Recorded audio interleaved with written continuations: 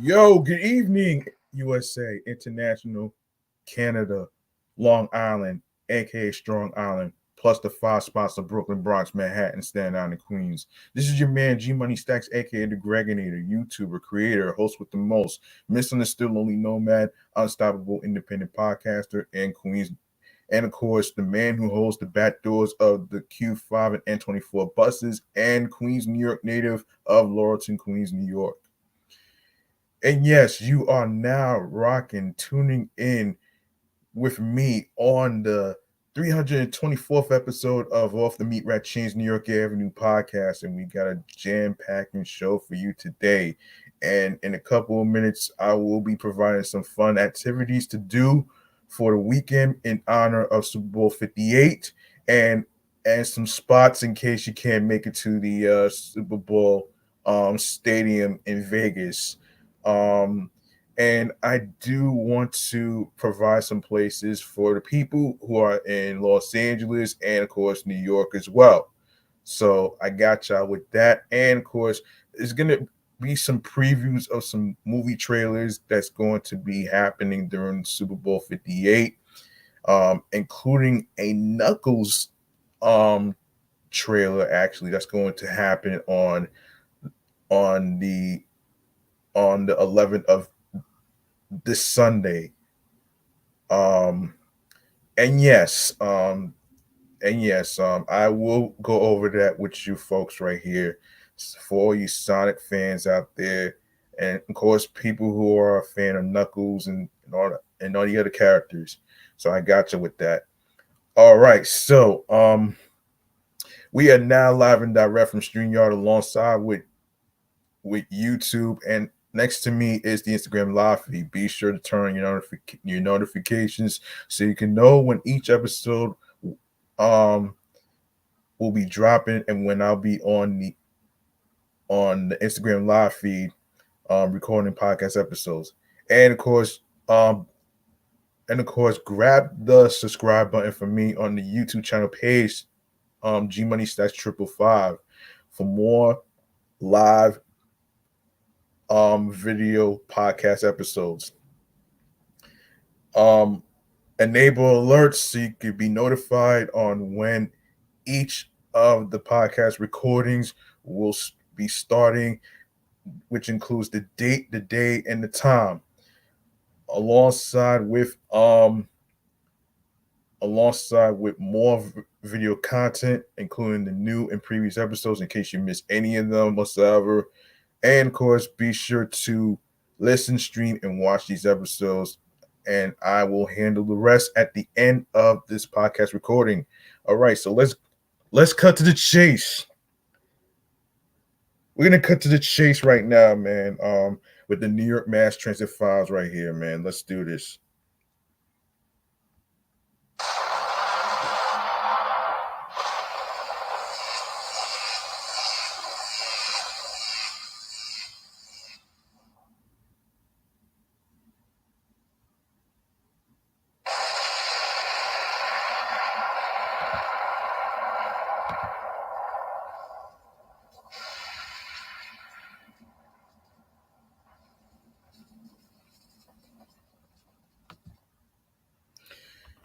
All right. All right, let's get into it right here. All right, and this is coming from the people from AMNY. Let me get through this real quick. Hold on 1 second.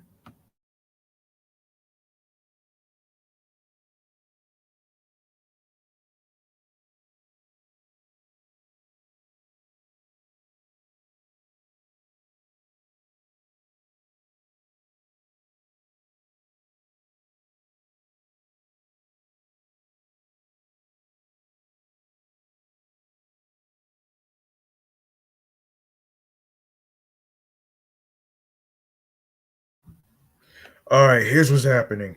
Police are looking for a pair of individuals they say briefly took command of a subway train for a joyride in Queens.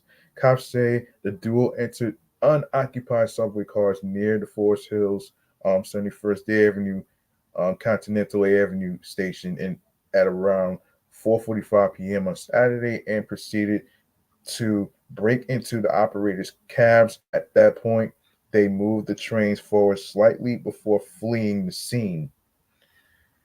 How stupid can you fucking be, man? How stupid can you be, man?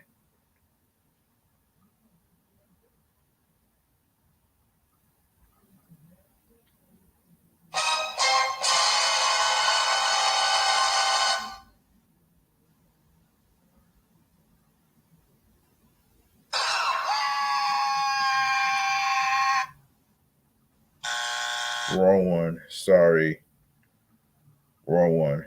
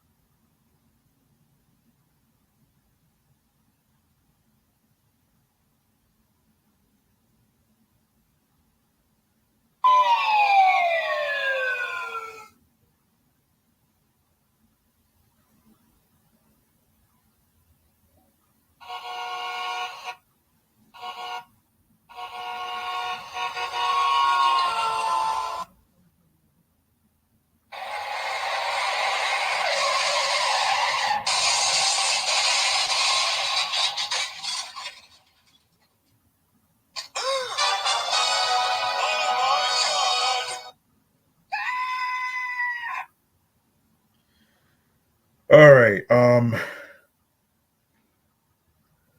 So police had police have no leads on the suspects who were seen on surveillance video wearing hoodies and backpacks.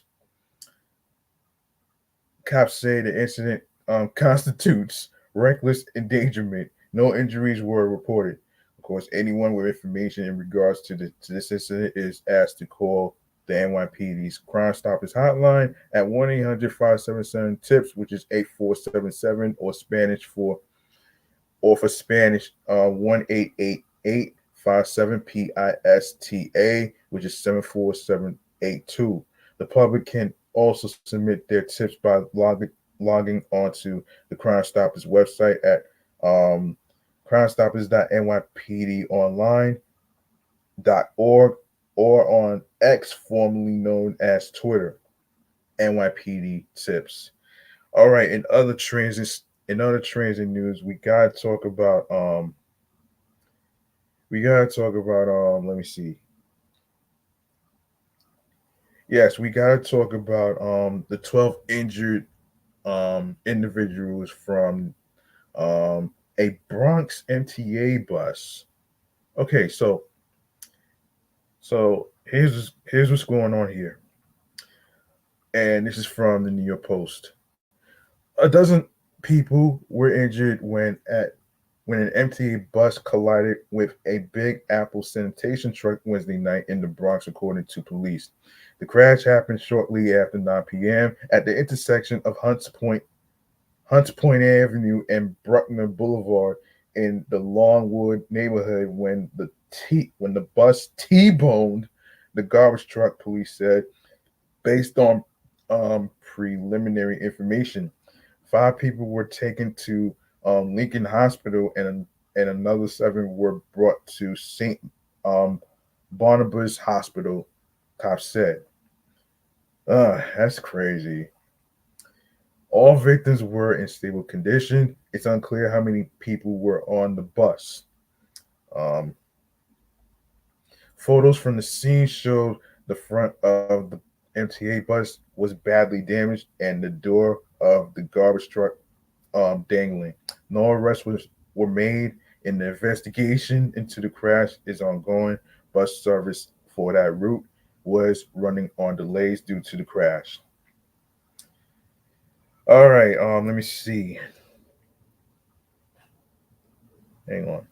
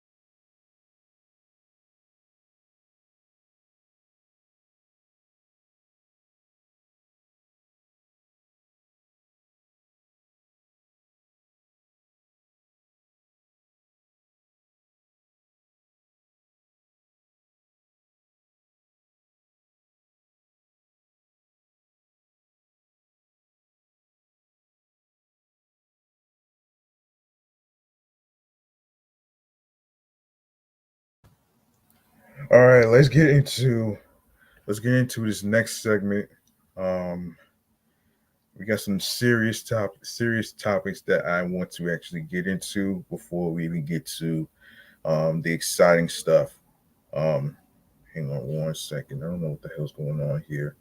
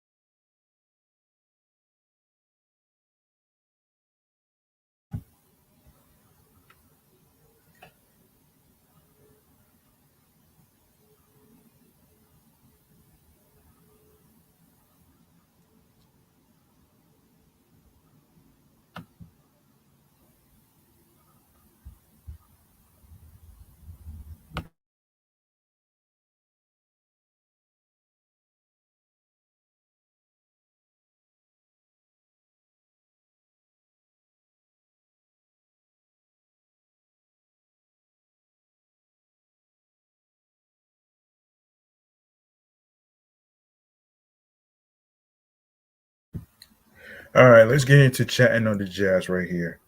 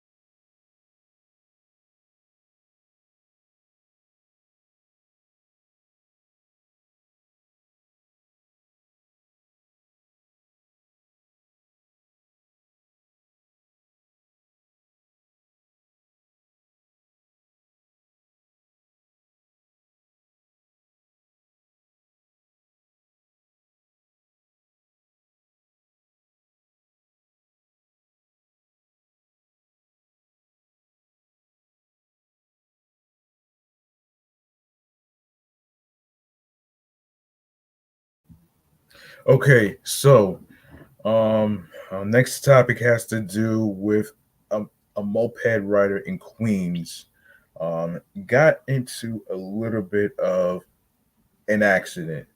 So, according to the people from QNS.com, a moped rider in Queens was killed Thursday morning in a hit and run crash involving a tractor trailer driver, police reported.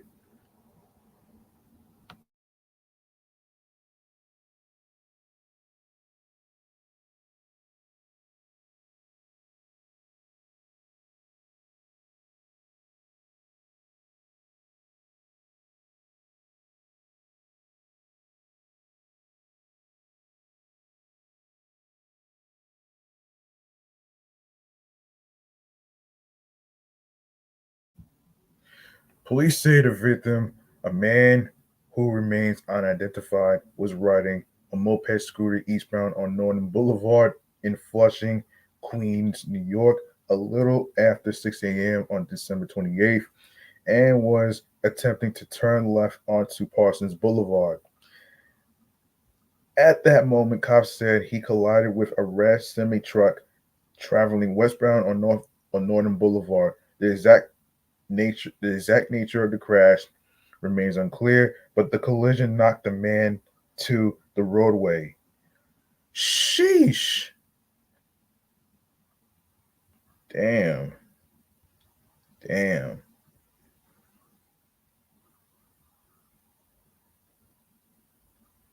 Damn.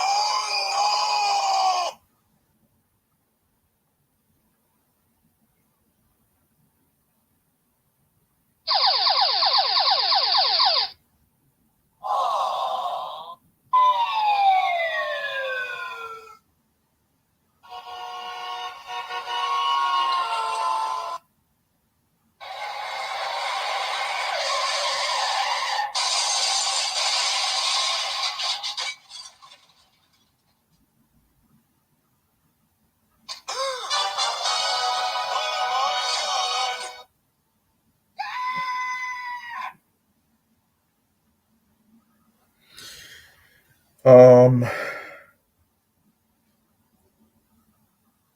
okay, let's continue. So, the truck driver the truck driver did not remain at the scene, authorities said, continuing westbound on Northern Boulevard. Police are still searching for the red truck and the crash remains under investigation. Emergency services responded to the crash at 6:13 a.m. Thursday and discovered the man's body. Sheesh. That shit is crazy, man. EMS pronounced him dead at the scene. Northern and Parsons Boulevards was previously the site of a fatal crash in January 2020 when a 74-year-old woman was killed by a Jeep driver while crossing the street. The intersection has seen 97 crashes with 117 injuries over the past decade, according to NYC Crash Mapper.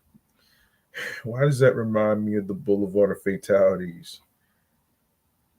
Um, a block south at Parsons Boulevard and 37th Avenue, a man died last November after crashing his BMW into the curb, causing the vehicle to flip over. Northern Boulevard sports a reputation as a deadly thoroughfare.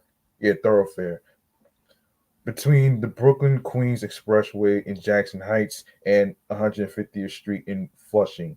The roadway has seen 15 traffic fatalities over the past decade, including 12 motorists and 3 pedestrians, according to Crash Mapper. They include 9-year-old Giovanni Ampuero, who was killed in a hit and run by an 86-year-old SUV driver in 2018. Northern Boulevard this year, the Adams administration finished installing a bus lane on the road between Broadway and Woodside and 114th Street in Corona, Queens. Through Christmas Eve, the NYPD had reported 250 traffic fatalities across the 5 boroughs this year, 2 fewer than at the same point last year. The Bronx, Brooklyn, and Manhattan saw declines in collision deaths this year, and Staten Island has had the same number as last year, but Queens has seen a dramatic increase in carnage. 84 people have lost their lives in crashes this year in the world's borough, 27% more than last year, according to NYPD data. And unfortunately, the people on the Brooklyn Bridge and stuff, they have to vacate. And and of course, this is from the New York Post. It was it was easy. It was easy street for pedestrians on the Brooklyn Bridge on Wednesday as Mayor Eric Adams followed through followed through on his promise to boot vendors from the historic span. City workers labored overnight to sweep up the final remnants of the hawkers who packed together like sardines, blocking a popular path on the bridge and creating a safety hazard for pedestrians, Adams said last week. Um, the move came as a relief to many locals. This is a great thing they did, Brooklyn Heights resident Alan Posner said. This morning was the first time I saw baby carriages and strollers and people in wheelchairs going across the bridge in years. There's no way they could have been crossing like this yesterday. Retired MTA worker David Rico, who said he walks the bridge once a week to visit his mother in a Brooklyn nursing home, said the landmark's new look is definitely better. Um,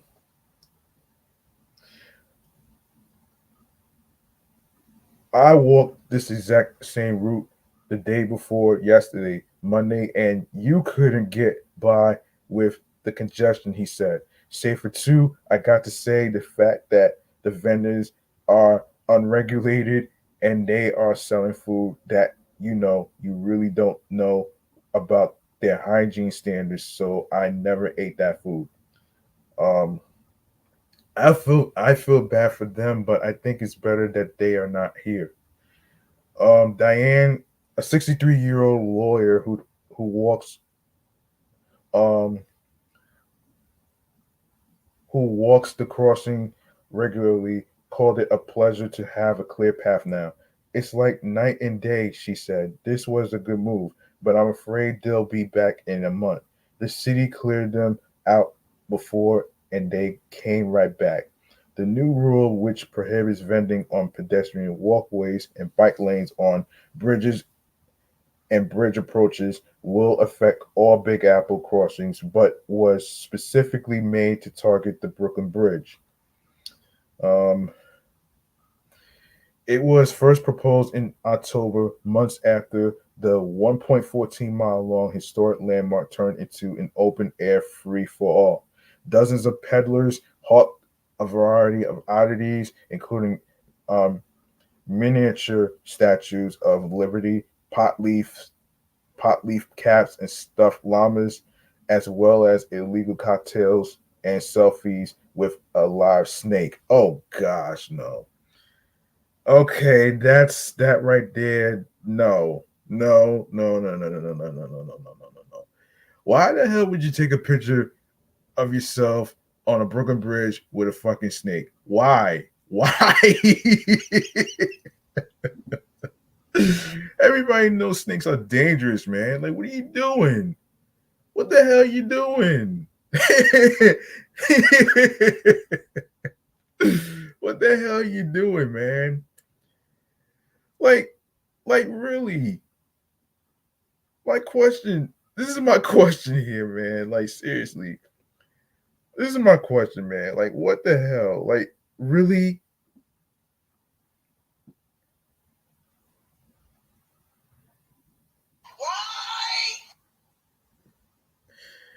That part. Yeah, that's crazy, man. You ain't gonna catch me. You're not gonna catch me holding a fucking snake on a Brooklyn Bridge taking a selfie, man. That's a terrible idea, man.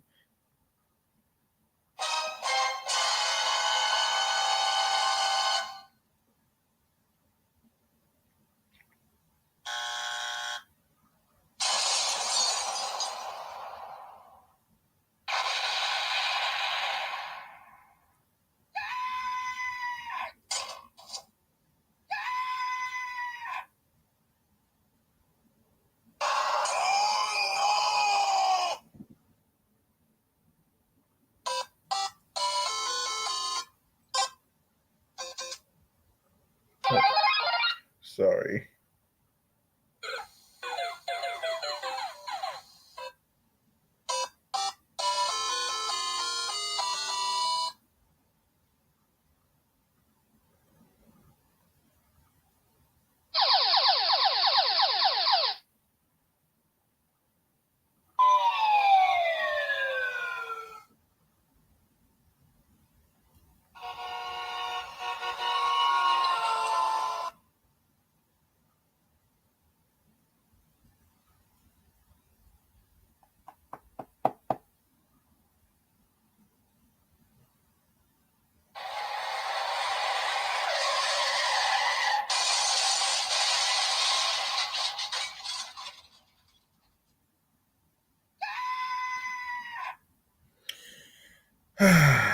Man. Okay, that's the most dumbest idea I ever heard, man. you taking a picture, you taking a selfie while on the Brooklyn Bridge with a fucking snake. That's the stupidest idea that I would ever. That's the stupidest idea that I ever heard, man. Like, come on, man. So, a few vendors were equipped with a legal license when the Post visited in September. However, not everyone was celebrating the move. Kendall Otway, age 67, Navy veteran with a city vendor license, was joined by more than 30 migrants at the foot of the bridge, saying the hawking stations provided many of them with their only income. Um, They are here and they are working.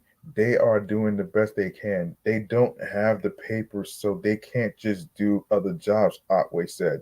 They buy the merchandise, they get the stuff from the wholesale stores. They buy it on 28th Street and Broadway, wallets and hats and keychains, and then they double the price. Like some of these stores triple the price, he said. But I understand because they got rent and whatever to pay. But my people aren't gouging the price. They are only doubling it. Yeah. Yeah, that's just crazy though, man. That's just crazy, man. But not as crazy as Jonathan Majors getting fired. Let's get into it right here. And this is from Deadline, folks. So Jonathan Majors is out of the Marvel Studios kingdom. The news um comes the news comes today in the wake of the Emmy nominated actor being found guilty of reckless assault and harassment in his domestic violence trial by a six-person NYC jury. A studio rep confirmed the news about their decision to not move forward with Majors in the MCU. Majors played mega villain He Who Remains, aka Kang the Conqueror, in the Marvel Cinematic Universe's phases 4 through 6. He debuted as the character during season 1 of Loki in 2021, then continued on in season 2 this year, as well as the February movie Ant-Man and the Wasp Quantumania, which made more than $476 million worldwide. Majors also had back-to-back hit in Amazon MGM's Creed 3 in March, which grossed over $275 million.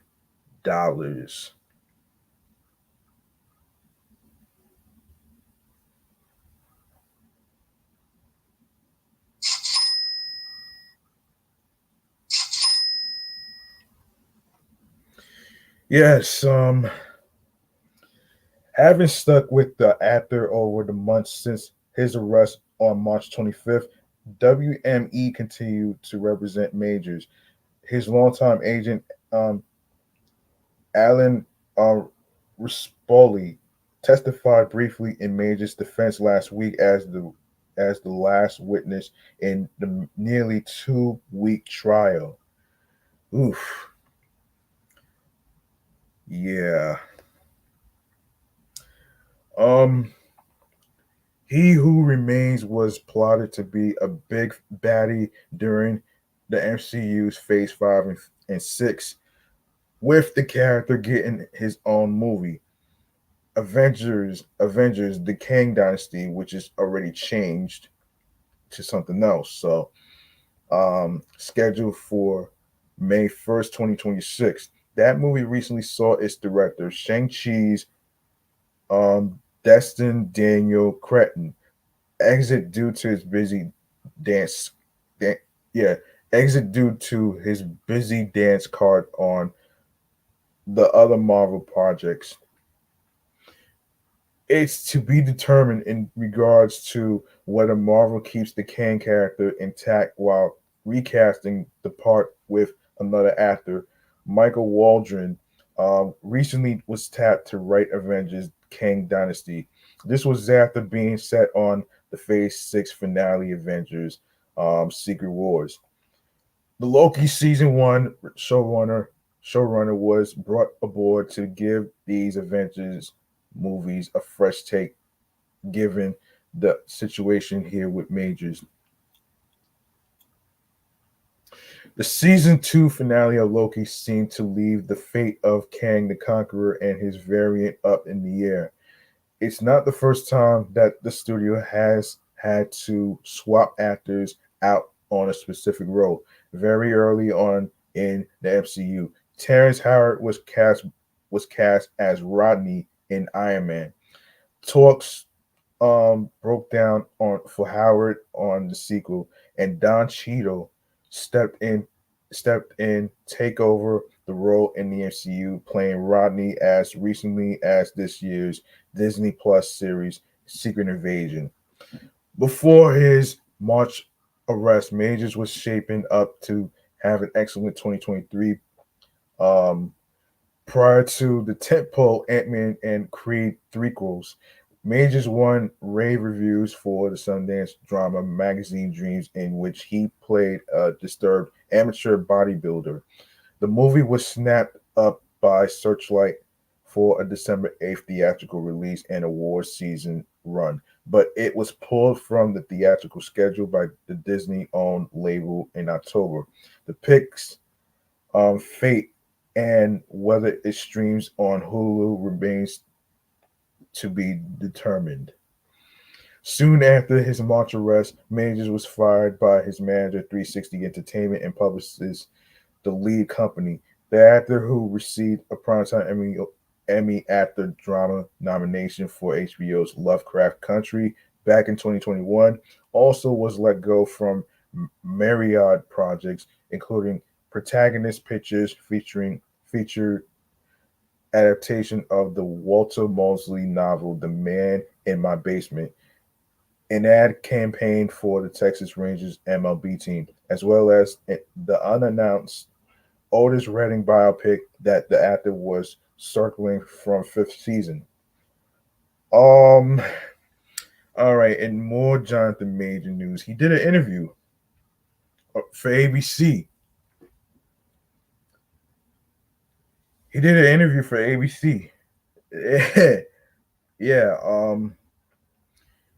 So yeah, Jonathan Majors appeared to wipe away a tear in his first interview since being found guilty of assaulting and harassing his ex-girlfriend Grace Jabari.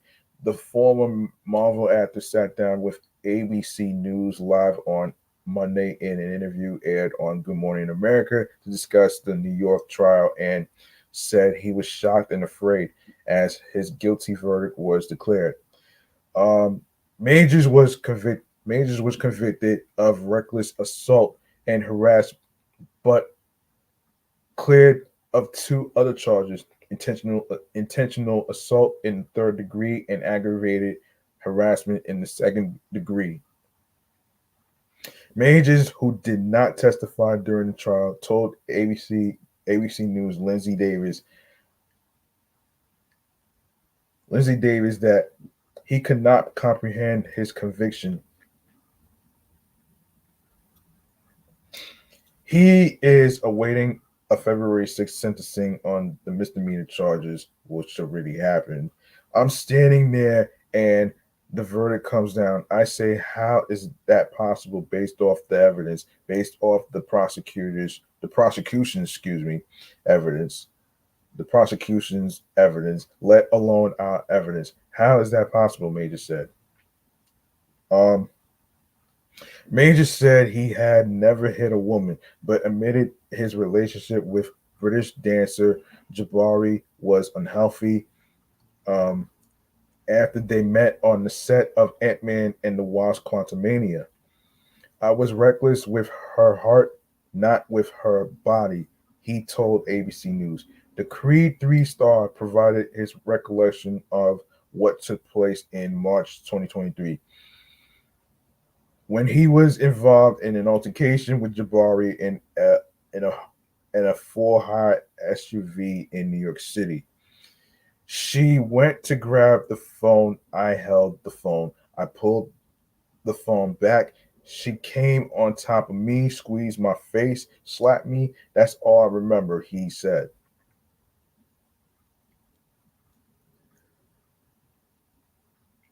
Major said he did not know how Jabari's injuries, including a fractured finger and cut behind her ear, occurred. I wish to God I knew. That would give me clarity. That would give me some type of peace about it, he said. The actor added, I'm an athlete. I'm a sportsman. I know my body. I know how it moves. I know my strength or lack thereof. None of that was employed on her.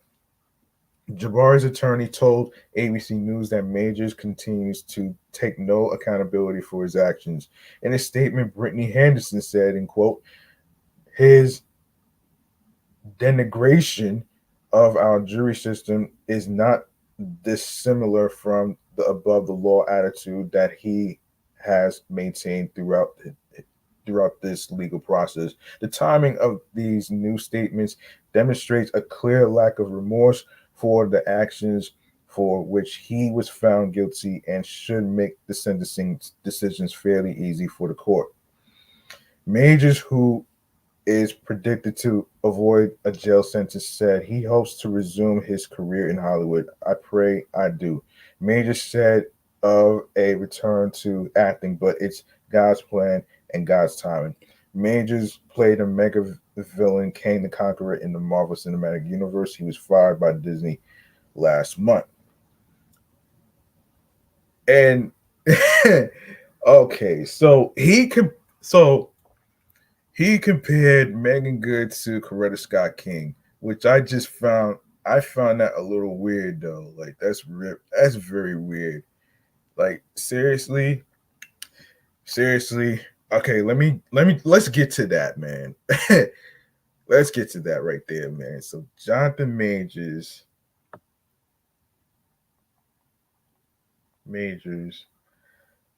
compared Megan Good to Coretta.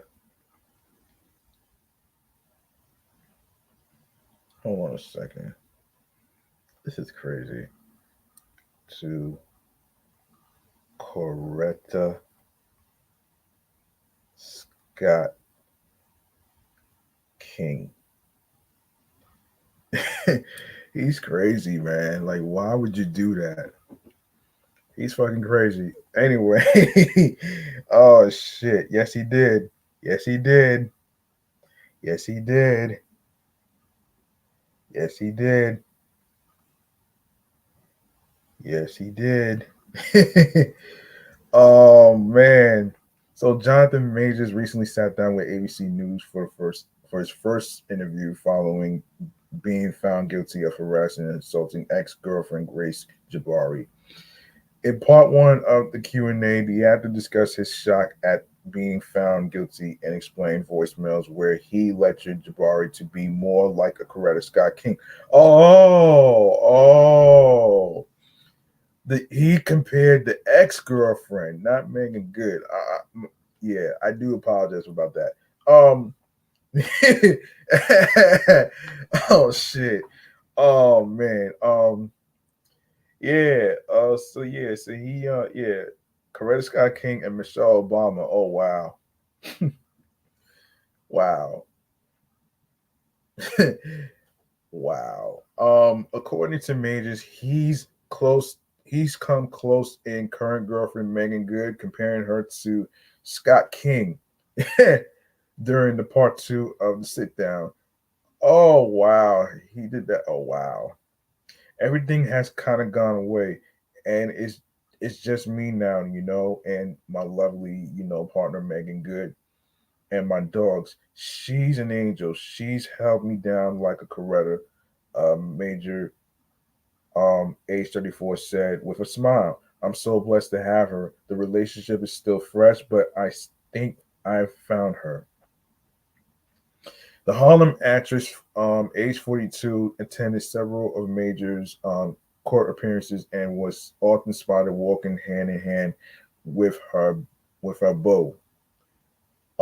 Majors claims that name dropping Coretta Scott King and Mrs. Obama while with Jabari was his attempt to provide an example of the kind of woman he needs as he aspires to walk in the path of Dr. King and, and the 44th president. Oh shit. Oh shit. Oh man, it was me trying to give an analogy of what it is aspiring to be. He said, these great men, Martin, President Obama, and trying to give a reference point to that. Majors also addressed his release from the Marvel Cinematic Universe following his guilty conviction. Um, Explaining that it felt like the world stopped. It's like you work so hard for things and then, it's done. While any number of actors could take over the role of the king of Kang the Conqueror, Coleman Domingo is rumored to be the front runner. And I heard, and there was another rumor in the air regarding John David Washington. Um, but that's a rumor for another time, man. I'm not gonna be able to get to all this right now. So, all right. So that's pretty much it right there.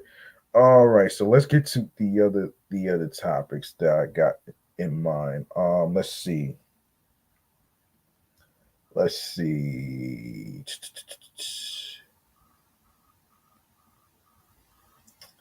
Um, let's see. All right.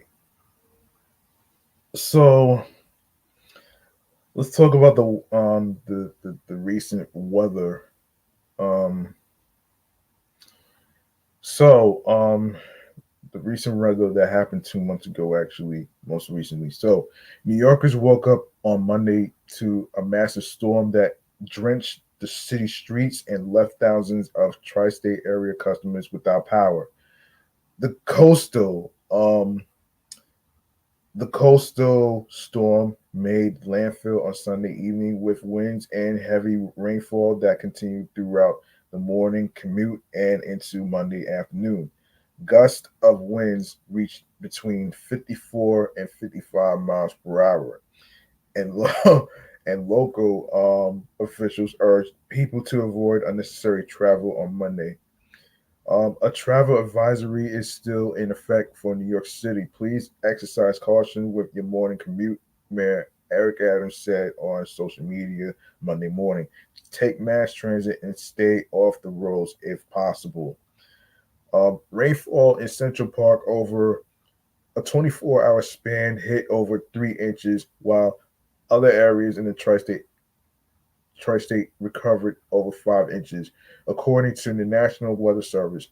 Con Edison was hard at work bringing power back to customers in the area, with several still left in the dark on Monday morning. Man, that's crazy, man. Sorry. Con Edison has restored service to 12,700 customers and is working to restore the remaining approximately 20,000 customers who lost power during the rain and windstorm that is hitting the New York region. The company said around 8 a.m. on Monday. An untold number of residents still did not have power as of Monday evening. Queens was the hardest hit county where the company operates with 6,600 customers without service on um, Monday morning. Westchester County had 6,100 people in the dark, followed by the Bronx, 3,600, Staten Island, 2,500, Brooklyn, 1,500. Manhattan, meanwhile, has most local power lines underground and there and therefore avoids weather-related blackouts in most situations. Even for those who did have power, though, Monday presented some challenges. Even the Verrazano Bridge between Brooklyn and Staten Island was closed in both directions, and um, alternate side parking has been suspended on the subways. There were weather related delays to the 7 ACGNR6J23F and M trains. Strap hangers are encouraged to check MTA.info before beginning your commute, as those delays may still be in effect. Airports in the tri state area remain open throughout the storm, though many flights have been canceled. Meanwhile, there remains a coastal flooding advisory as the storm is expected to cause minor to major flooding in areas such as Jamaica Bay. All right. Dr. Umar is at it again with his crazy ass statements, right? Dr. Umar, man. Who the fuck is he, man? So, and of course, this is from the folks from Hip Hop DX. Dr. Umar Johnson, a controversial activist who has received criticism for his opinions on homosexuality, interracial marriage, and anti Semitism, has doubled down on his recent comments where he claimed that calling Eminem one of the greatest rappers of all time was white supremacy. After being roundly criticized for his remarks, Dr. Umar went on Instagram Live on Wednesday, um, December 27th, and defended his opinions. Um, he said, in quote, when I look at the responses from America's Caucasian community over this issue of Eminem being the GOAT of hip hop, and let me say this, I have nothing personal against Eminem, he said. My comments had nothing to do with Mr. Marshall Matters personally, and I want Mr. Marshall Matters to understand that Dr. Umar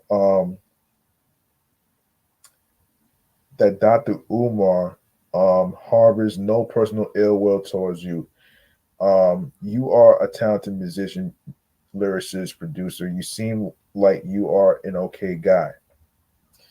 He continues, so my comments are not personal. They apply to any non-African. This is about business, the business of protecting the integrity of African culture. But from a cultural integrity perspective, haven't they stolen enough from us? Haven't they appropriated enough from us? Haven't they robbed, stole, killed, enslaved, lynched, miseducated, mass incarcerated, politically dominated us enough? The fact that you got black people arguing for a white man to be considered the greatest of all time in an African art form speaks to how psychologically ill we are as a race of people, he concluded. Oh gosh. You know, most of the time he can be very, very, very, very, very stupid with his opinions and statements. Like this is crazy, man. But I gotta say he's wrong on the fact that that Eminem is not the GOAT. That's to me, that's a little wild to me. That's wild.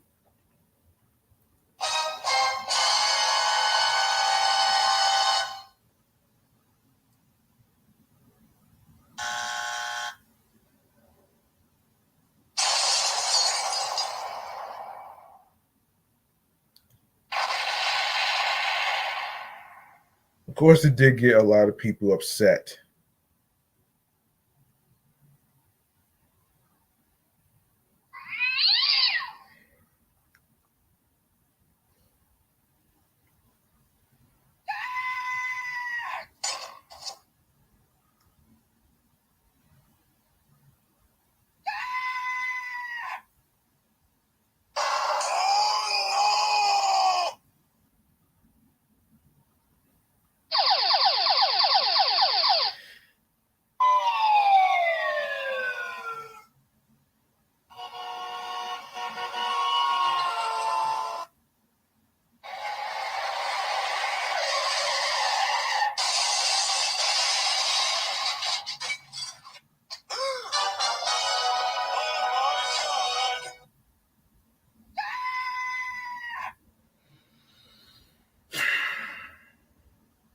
Yeah.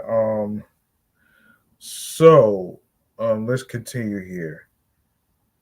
Um, Previously appearing on the Joe Budden podcast, Dr. Umar Johnson took issue with rap fans' reverence of Eminem, who remains the highest selling rapper of all time. No non-African can ever be the best at can never be the best of anything African. It is an insult to the ancestors. What ancestors do you know who would say some shit like that, Dr. Umar? Like, cut it out, man. Like, seriously, I think he's using that shit just to basically play the fucking victim, man. Like, shut up, man. It is an insult to the race, and it is an insult to every black person he declared. He's not like you can't speak for everybody, man. What the hell's wrong with you? We gotta stop naming non-African people as being the best of any aspect of our cultural power because it is an insult.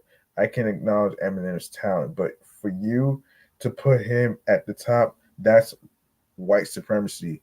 He added, I don't see Eminem building no schools and hospitals. I don't see DJ Khaled building no schools and hospitals. Melly Mel has also previously criticized Eminem's standing in hip hop after he was named one of the five greatest rappers of all time by Billboard. Obviously, he's a capable rapper. If you was talking about sales, he sold more than everybody. If you were if you were talking about if you were talking about rhyme style, okay, he got a rhyme style, but he's white. He's white. The Grandmaster Flash and the Furious Five pioneers said. So now, if Eminem was another nigga like all the rest of us, would he be top five on that list when a nigga that could rhyme just as good as him is 35? That had records and all that. He's 35, he's white.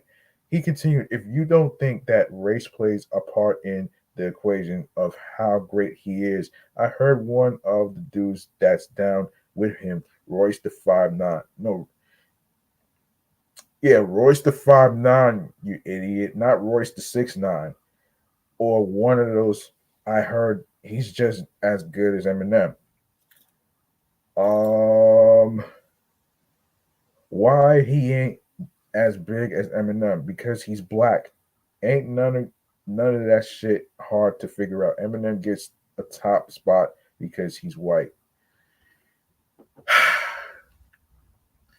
Dr. Umar, I just listen, man. I just wish people like him could stop playing the fucking race card as an excuse, man. Like anybody could be talented. It's not just African American black folks, man. You know what I'm saying? Anybody in any race could be talented. Like you can't take that away from Eminem. Like seriously, this is like a cop out statement that he said. This is a cop out statement that I don't really like coming from his mouth. I don't even follow Dr. Umar on fucking social media anyway, man, because he's a nobody. I'm sorry. I'm sorry. I'm sorry, man, but I can't I can't agree with what he says. I can't agree with what he says, man. I'm sorry. I need to put his ass into the fucking blender, man. I'm sorry.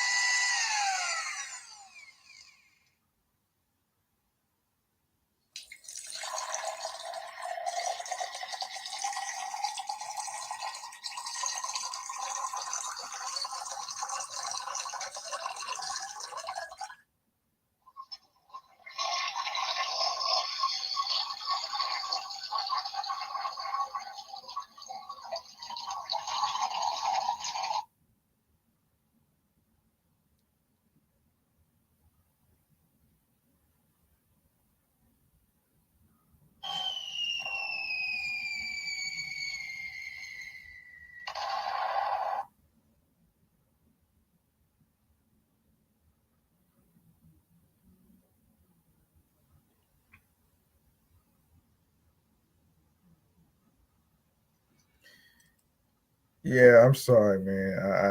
I just had nah, man.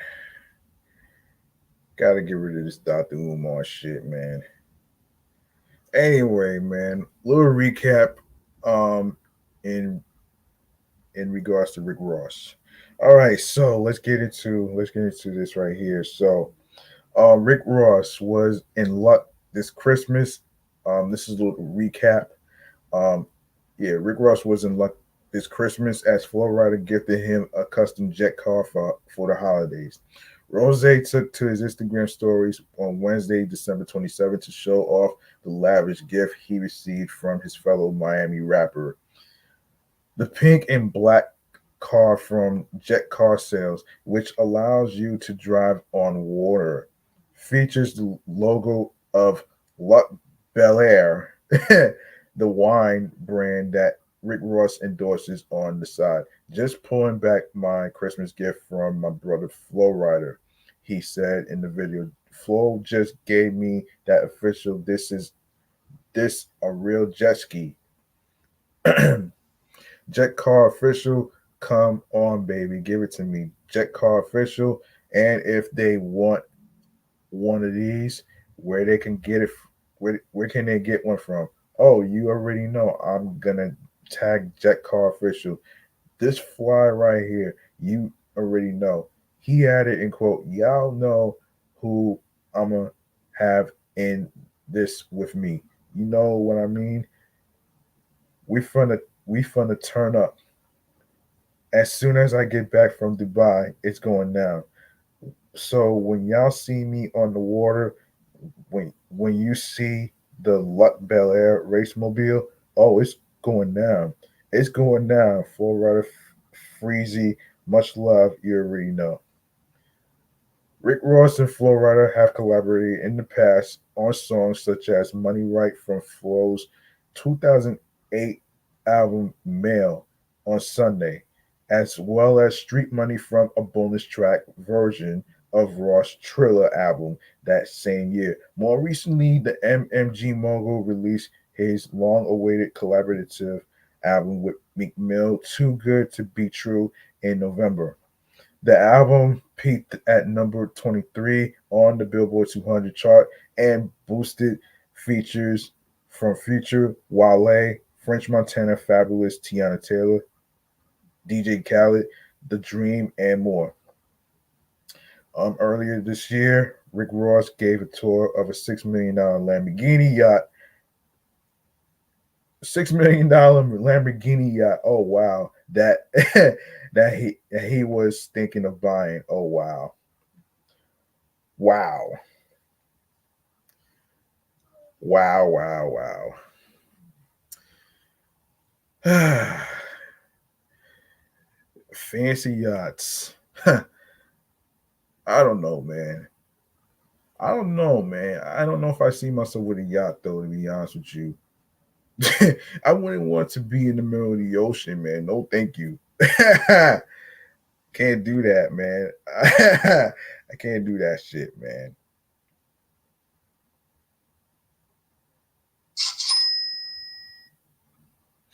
Yeah, I cannot do that. Oh man. The Lamborghini boat is a motherfucking 10. He said in a social media clip, it's a winner. I'm loving it. It's wide open. They got a lot of space. So you can do a lot of networking, partying, talking money, and talking business here in the city. The swanky Italian boat is reportedly 63 feet long and has a slew of premium features like Lamborghini seats and steering wheel, in addition to a bedroom and bathroom. Wow. Wow. That's pretty interesting, man. Um, all right. Cameron. Cameron, man, especially from you know what's funny? I didn't even know he had a podcast called It Is What It Is. Yeah, I should check that out though, man. But the main episode you should listen to is episode 9. Episode 9 is so funny. Oh man. And this is coming from the people from Complex, right? Yeah, Complex. So in um, hang on a second. Hang on a second. Um, in the latest episode of It Is What It Is podcast, the Harlem born rapper attempted to clear the air with Brooklyn Nets star Ben Simmons, whom he has frequently criticized over the past 2 seasons. Cam specifically apologized for the comments made in the January 22nd broadcast when he described a tense and near physical encounter between him and the NBA point guard.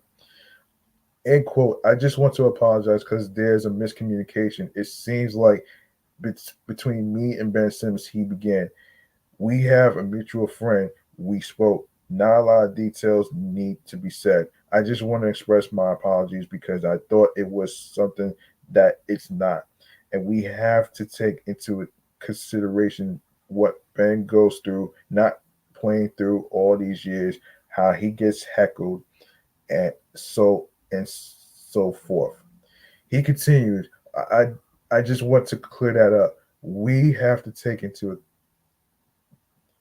we have to take into consideration that Ben has been getting heckled the last couple of years, and it's probably not fun for him. Probably not fun at all.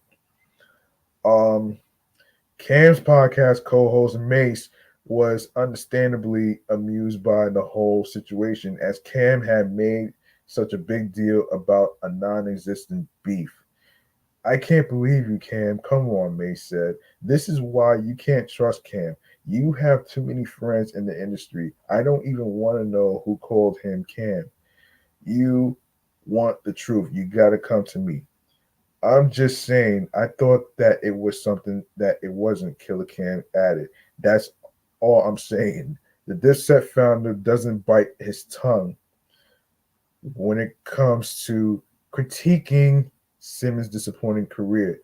He previously called the three-time NBA All-Star a disgrace and suggested he go the fuck with the Kardashians if he refused to up his game and take basketball more seriously. Earlier this week, Cam recalled coming face to face with Simmons at the end of the Lakers versus Nets game in Los Angeles. Cam said he was walking toward the athlete who has been sidelined with a back injury and was preparing for full on brawl. But as we now know, Simmons ultimately walked right past him. Why would you play these games with me? Cameron asked during the podcast episode. If you don't like what I say, I'd rather a nigga just be like, yo, Cam, I wasn't feeling that shit. You don't understand. I'm really hurt. I'm really going through something. Those ain't the games to play and live in New York at the same time. And that's not a threat. I'm just saying. Okay. And also Cameron says that Master P inspired him to create Dipset. So, and this is from hip hop, hot new hip hop, excuse me. Um, all right. So, according to Cameron, the influence of Master P's No Limit Records reached far beyond the South, touching down all the way in Harlem in the late '90s. During a recent appearance on the All the Smoke podcast, the NYC native shared how it even inspired the formation of Dipset. Cameron says that he used the label as a blueprint after being impressed by how Master P had his entire block in a frenzy. Um, I used to observe these arguments like niggas is really going crazy about niggas who's in the same clique, he recalled. So I kind of took all that format to try to make the Diplomat brand. Cameron continued, explaining how guys in his neighborhood even eventually started to take fashion cues from the New Orleans born performer. Hmm. Okay. And he says, niggas used to have no limit fights on my block. Niggas was New York wearing camouflage. Master P had niggas going crazy. Mr. Served on Mystical. It got down with the niggas. Shaq was in the video. They talking about P got $400 million. Niggas is going around buying fake tank chains, all type of shit. Master P had that shit in a frenzy. Ultimately, Cameron's decision to take inspiration from Master P worked out in his favor. The two of them eventually got to team up. Master P and Dipset joined forces in 2002 to remake Bout It, later shooting a music video for the track in Harlem. It's gonna be something good for the kids and something good for the streets, showing the different communities hooking up. Master P told MTV of the collab. What do you think of Cameron sharing that masterpiece, No Limit Records, inspired Dipset's formation? Yeah, yeah, that's an interesting one right there, man. That's an interesting one right there, man. And if you like to check out Cameron's podcast, it is what it is. It is what it is podcast. You can listen to it on Spotify and wherever you get your podcasts. All right. So there you go, right there. And Wizkid, let's go to him. Let's go to him. Um, let's go to him. Let me see. Yeah, let's go to him. So, Nigerian superstar Wizkid celebrated for his Grammy Award and multi-platinum success. Concludes the year on a high note with the release of his latest four-track EP S2 on the Starboy Sony Music International RCA Records. The EP features a collaboration with the renowned artist Wandi Cole, adding to the anticipation and excitement surrounding this year and musical offering. With this latest releases, Wizkid continues solidifying his global influence, leaving fans eager to experience the musical magic woven into S2. Um, so there you have it right there, man. That's a little bit of everything. Yeah, that's a little bit of everything. Um, so yeah, that's a little bit of everything. Hold on a second. All right. All right. Let's go into the next one.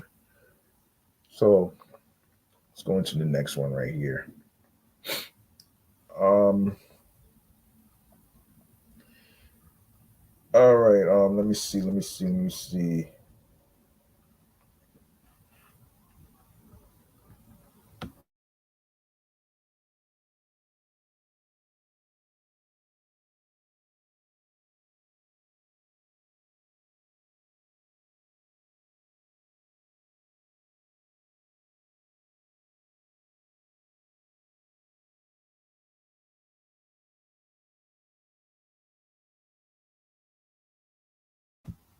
So everybody knows that Usher is basically performing on the Super Bowl 58 halftime show, right? This Sunday coming up. Um, he also has a Lovers and Friends 2024 festival. Um, So, and this is coming from the folks from Variety. Usher, Janet Jackson, and Backstreet Boys are just a few of the acts slated to perform at this year's Lovers and Friends Festival. The event, which will return to the Las Vegas Festival grounds on May 4th, will also feature a substantial slate of artists on the bill, including Snoop Dogg, Gwen Stefani from No Doubt, Nas, Alicia Keys, Nelly Furtado, Ludacris, Mary J. Blige, Sierra, Sierra, TLC, Timberland, and more. Usher will celebrate the 20th anniversary of his Confessions album by performing it in its entirety, while Lil Wayne is scheduled to give a full set of his 2008 album, The Carter 3. In addition to the artists above, the 2024 event will feature performances from MIA, T Pain, Eve, Ja Rule, and Ashanti, Akon, Neo, Nelly, Brandy, Monica, Eve, Kelly Rowland, Robin Thicke, 98 Degrees, Jeezy, Method Man, and Redman, Tyrese, aka Clarice, Craig David, Sean Paul, Keisha Cole, Khalees, Meyer, JoJo, Cameron, Twister, and many more. Lovers and Friends began as a festival in 2022 after COVID delayed its launch years prior, with a lineup that read like a who's who of any millennials Napster downloads, Napster downloads featuring headliners Lauren Hill, who's always late, Usher, Ludacris, and Lil Jon. In its first year, the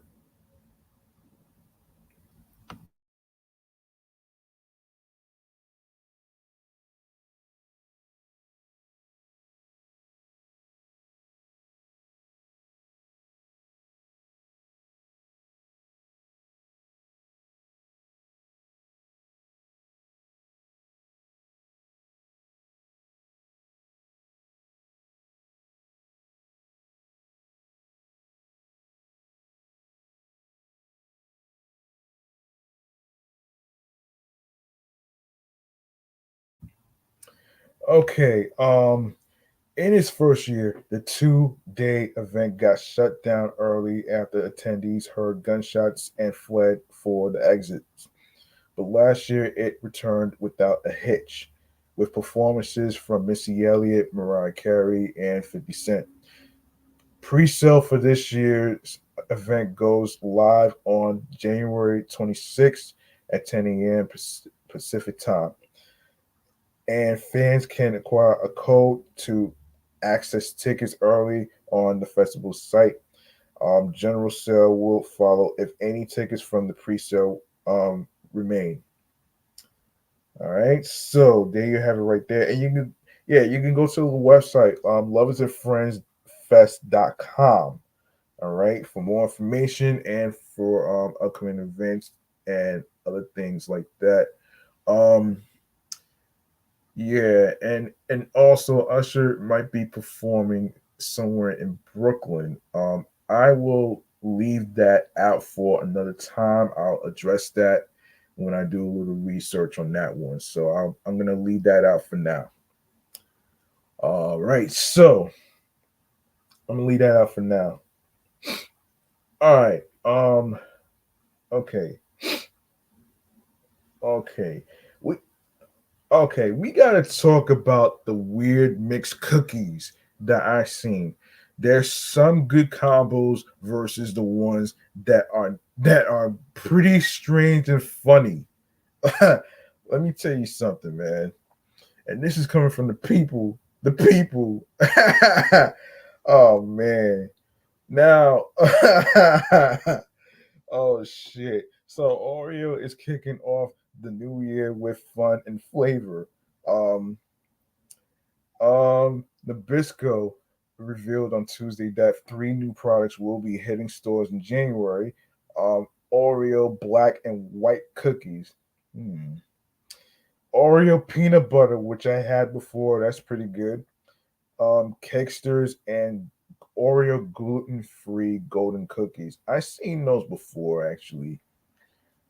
Both the Oreo peanut butter cakesters and gluten-free goldens will be permanently added to the company's lineup of snacks.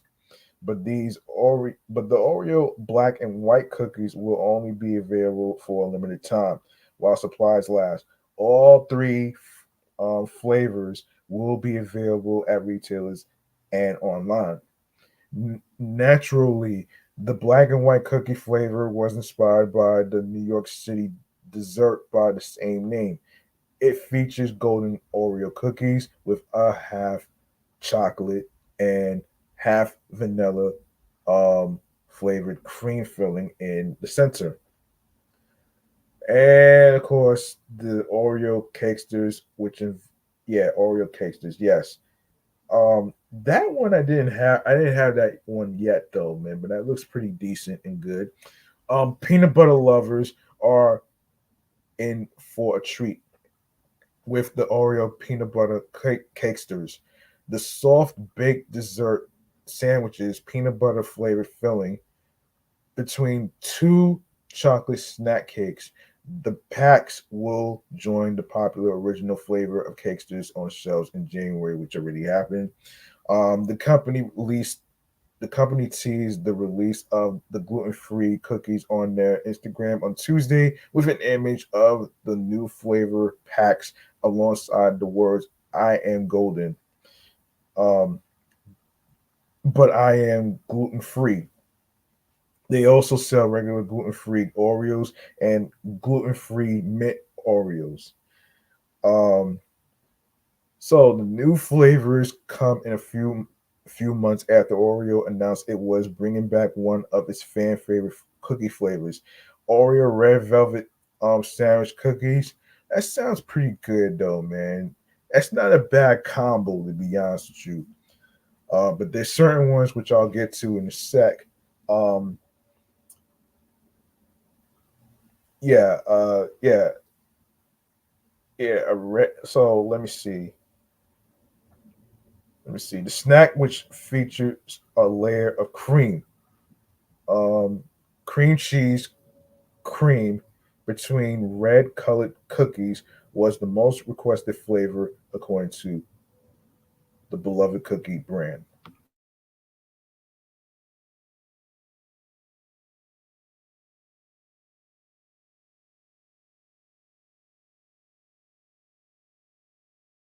Earlier this year, when the official Oreo Instagram posted a recipe for red velvet cookies topped with Oreos, followers flooded the video with comments requesting the return of the red velvet Oreo, which hadn't been seen since 2020. The brand then began hinting at the snack's return to shelves on social media with videos featuring red colored items and a red velvet cheesecake recipe with an Oreo crust.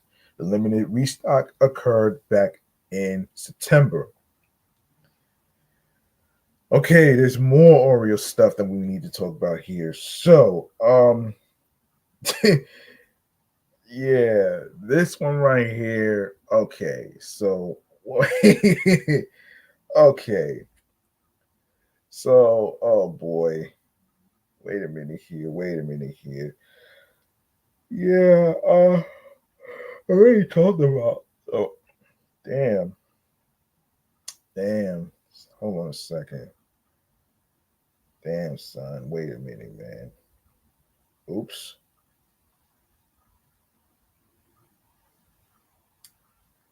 Hold on a second. Um, Let me see. Snackulator. I actually follow them on Instagram as well. Oh shit. Oh man. Oh man. Oh man. Oh man. Oh man. Um. Yeah. I really. Let me see. Oh, birthday cake Oreos, but this okay. So, all right, so New Year, which is 2024, looking sweet. Oreo has announced that it will be introducing three new cookie varieties to its cookie lineup, and we cannot wait. Oreo has introduced numerous unique flavors over the years, and we have been waiting. Uh, we've been awaiting something new from the cookie maker.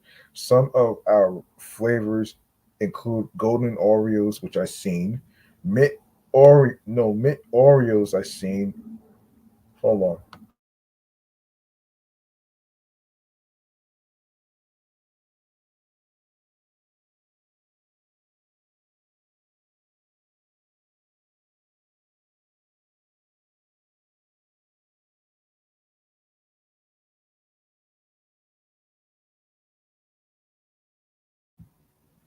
Peanut butter Oreos I've seen, and I had that before. Red velvet Oreos I've seen that, and birthday cake Oreos I've seen that as well. But this is not a full list of the great flavors Oreo has given us. And of course, this is from deliciously.com. Um, there have also been some more questionable flavors like the pistachio thins Oreos and even carrot cake Oreos. Yuck. While those may cause some raised eyebrows, we have to applaud the brand's willingness to experiment with flavors. It keeps consumers looking to try something different, and we are definitely ready for these new cookies. Oh Lord, okay, we're definitely looking forward to new cookies. Jeez Louise. All right, what the hell's going on here? Hold on. So my tablet. Okay.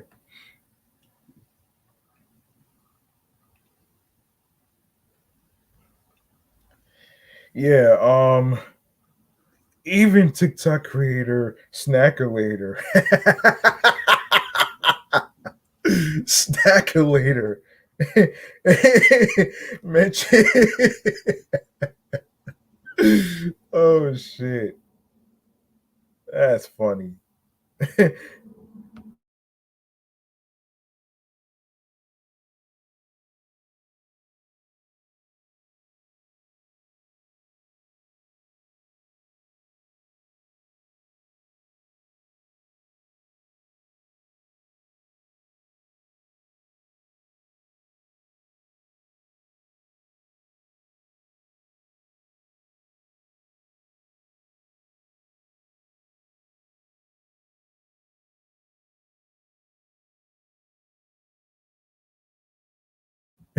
Yeah, Snackulator.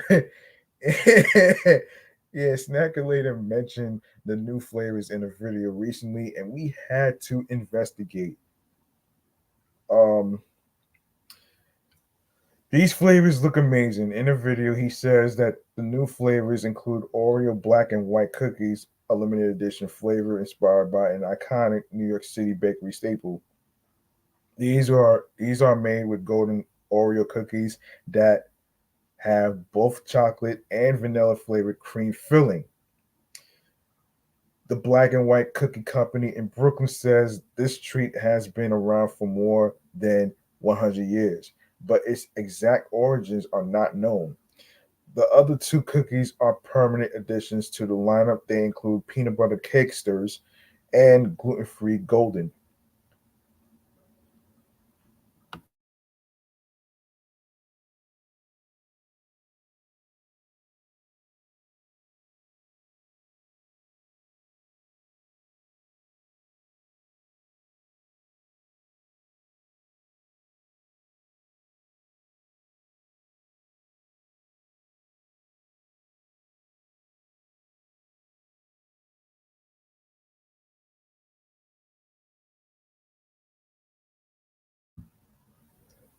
Currently, the only gluten-free option is the black and white classic Oreo.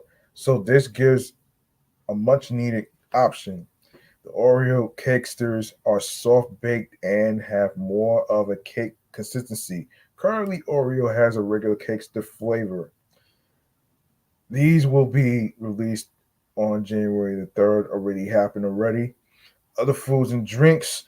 Snackulator also mentioned some other foods and drinks to look forward to in 2024. One is a Doritos liquor that is supposed to taste like a nacho cheese cocktail. Okay, okay, this one's a little alarming for me right there, man. Why the hell would you mix cocktail and nacho Dorito chips with Oreo cookies? I don't get it.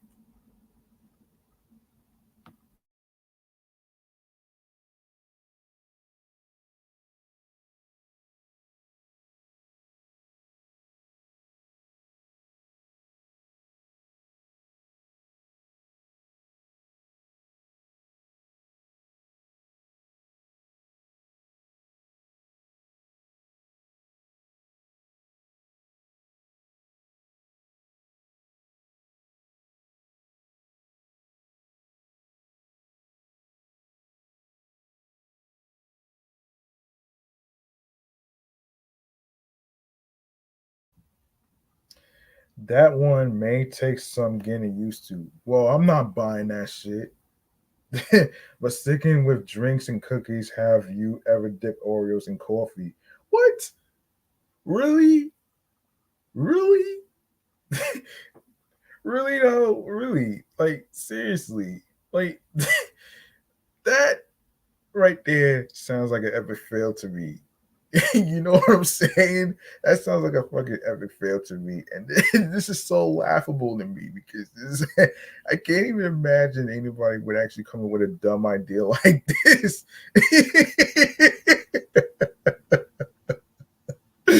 Oh shit. Oh my gosh.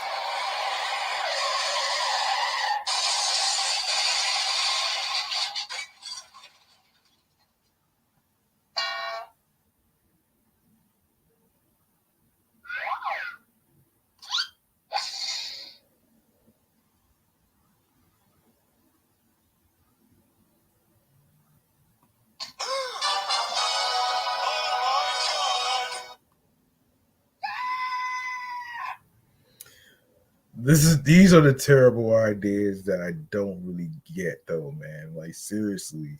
Like seriously. Um anyway, I remember seeing a picture of an Oreo cookie and it had pizza. I'm like, why the hell would you mix Oreo cookies with pizza?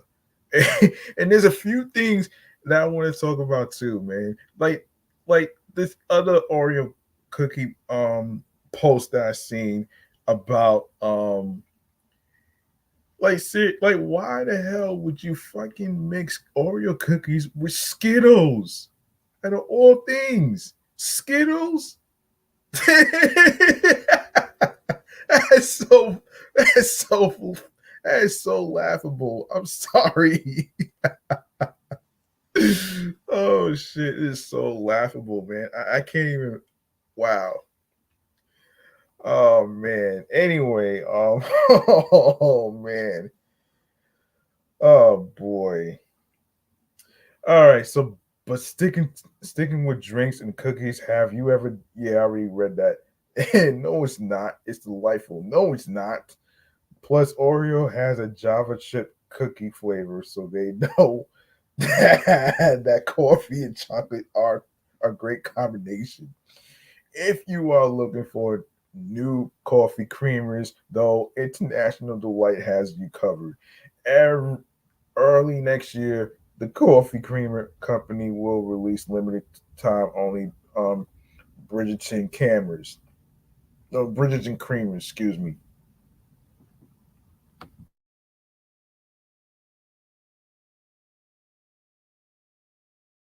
They will come in light pink and baby blue bottles with English toffee, rhymes with coffee, and berries and cream as the two flavors.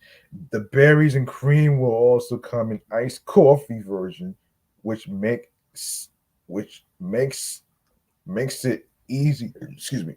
What makes it easier to get the right the right ration of cream and coffee. Berries and cream seems a little more suited to tea rather than coffee, but it is something we'd be willing to try. Oh gosh.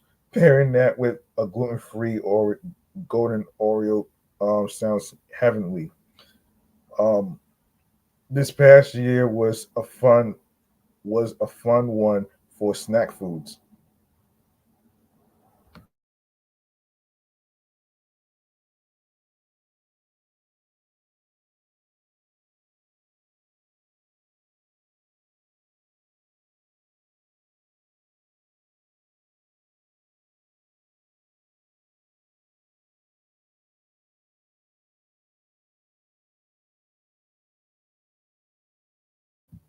And we can't wait to see what the new year brings. It already shaping up to be fun and sweet one. All right. All right, let's see. I know there's more I wanted to talk about too. Let me see. I know there's more than that I wanted to talk about. Oh gosh. All right. Let me see. Let me saw this one. Um, Polar bear. Oh shit. This is according to hold on a second, wait for this to load up.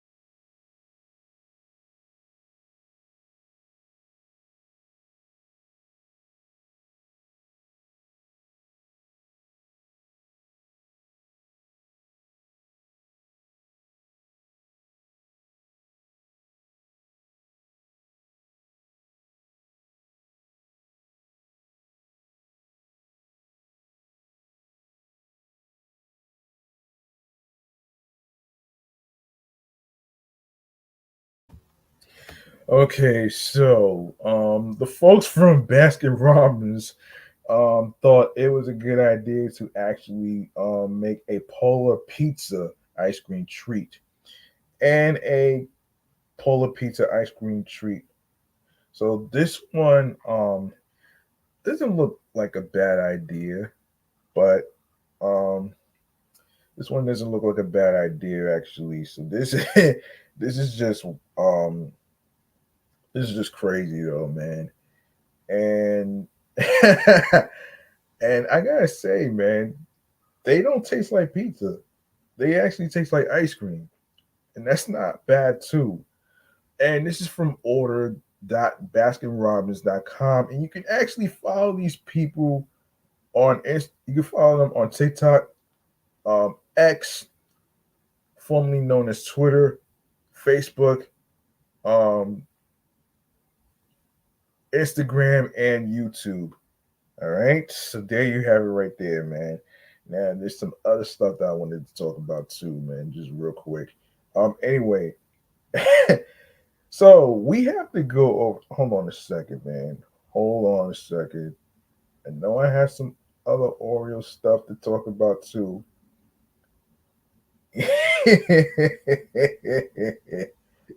Oh shit. Oh yeah. All right, let's get into what the hell? Why the hell would you have it on eBay? I don't get it. I don't get it. Okay, so I took the liberty into looking into some snacks on eBay. So I'm gonna go over this one by one. this one is gonna this one right here is going to have you laughing on the edge of your seats. So this one right here is a Oreo fudge creams. Not bad. Coconut Oreo cook. Oh gosh, no, no.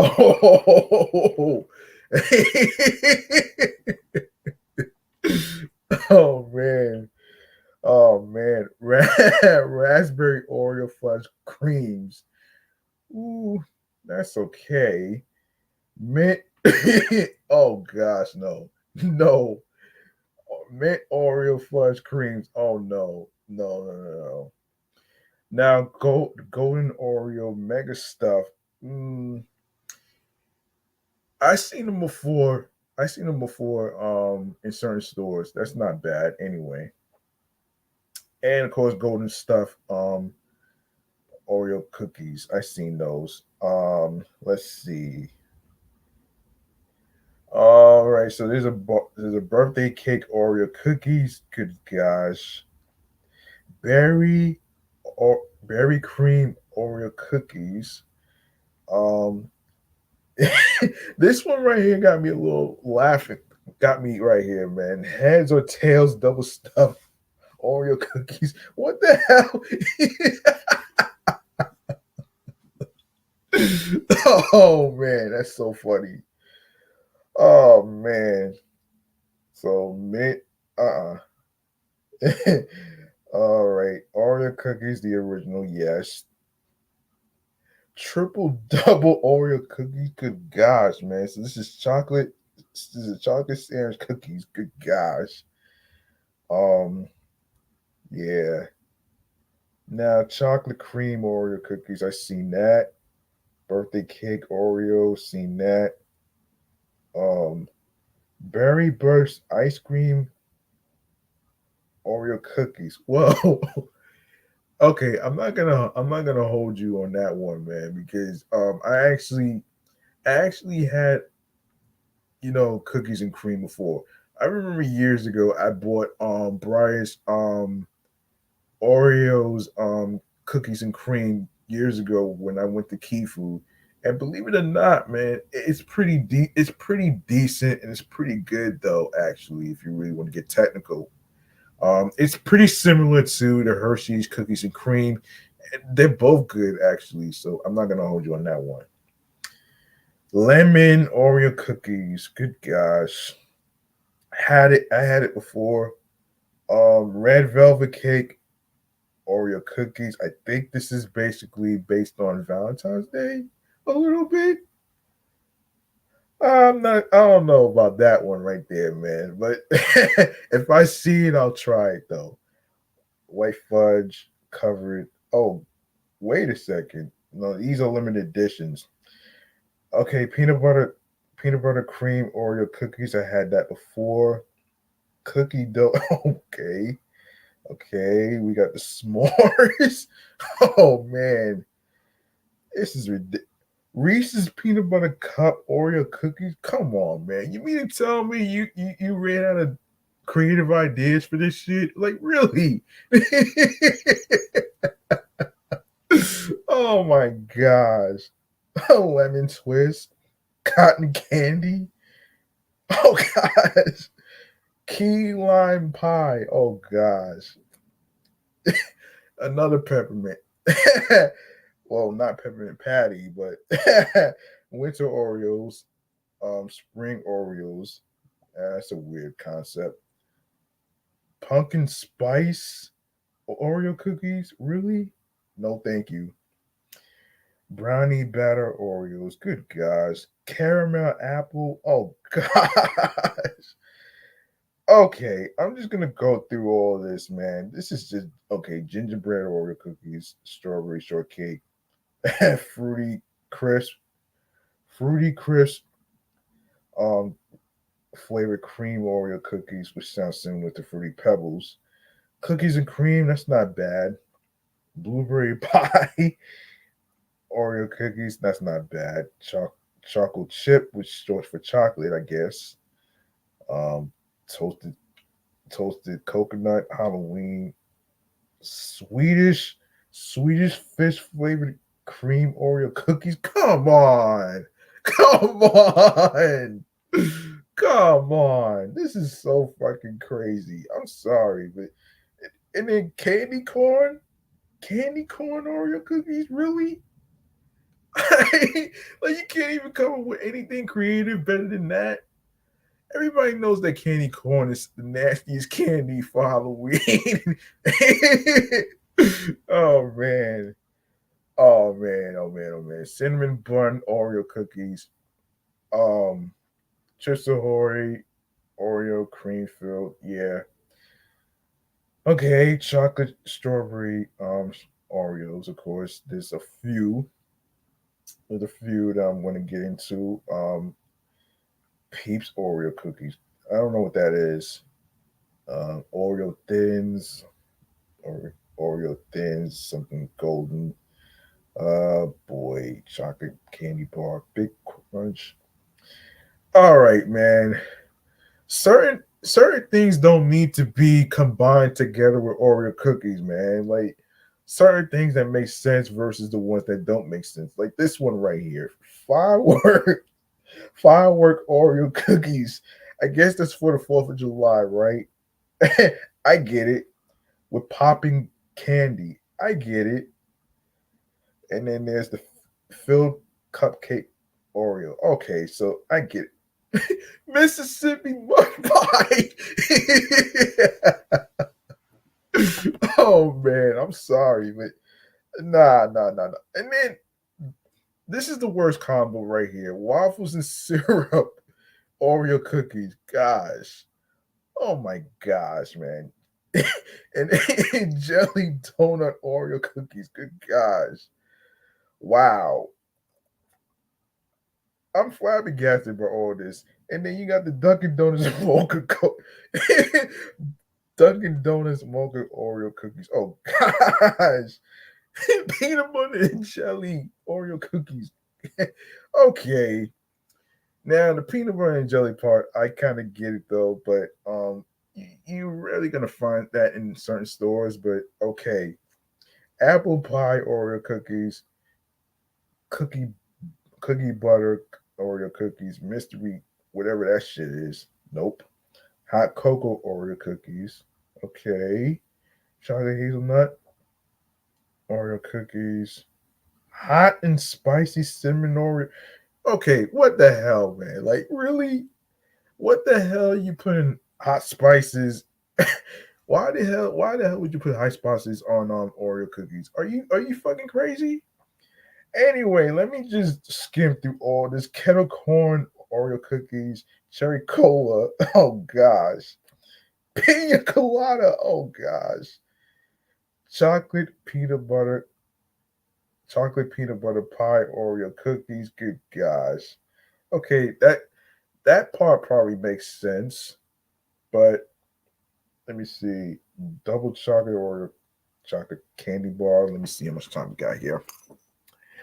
All right, I don't want to stay too long on this actually. So this is you with good humor and all these other things. Rocky Road trip, um, birthday cake, peppermint bark. Come on.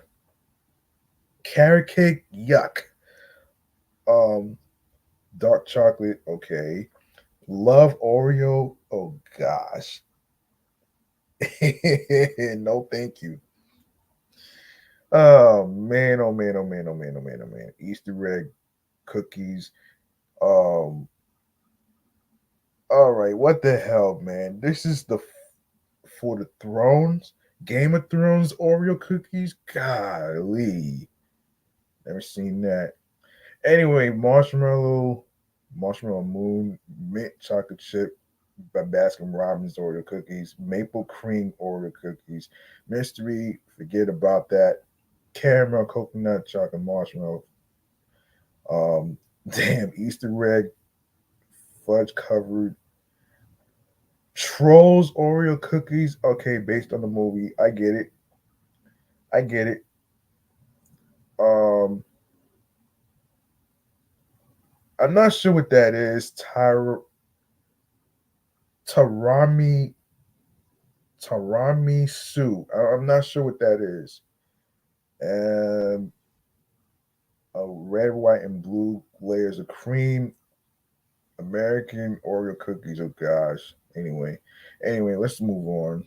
We're gonna move on from all this. Gingerbread Oreo cookies, Brookie, Java chip, hazel, hazel chocolate, hazel chocolate hazelnut, double stuff, blah blah blah.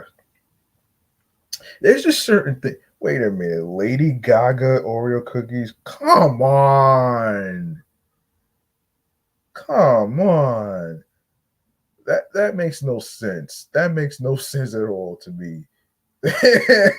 Strawberry frosted donut, Oreo cookies, NBA Dynasty Oreo cookies. Of course, yeah, I get it.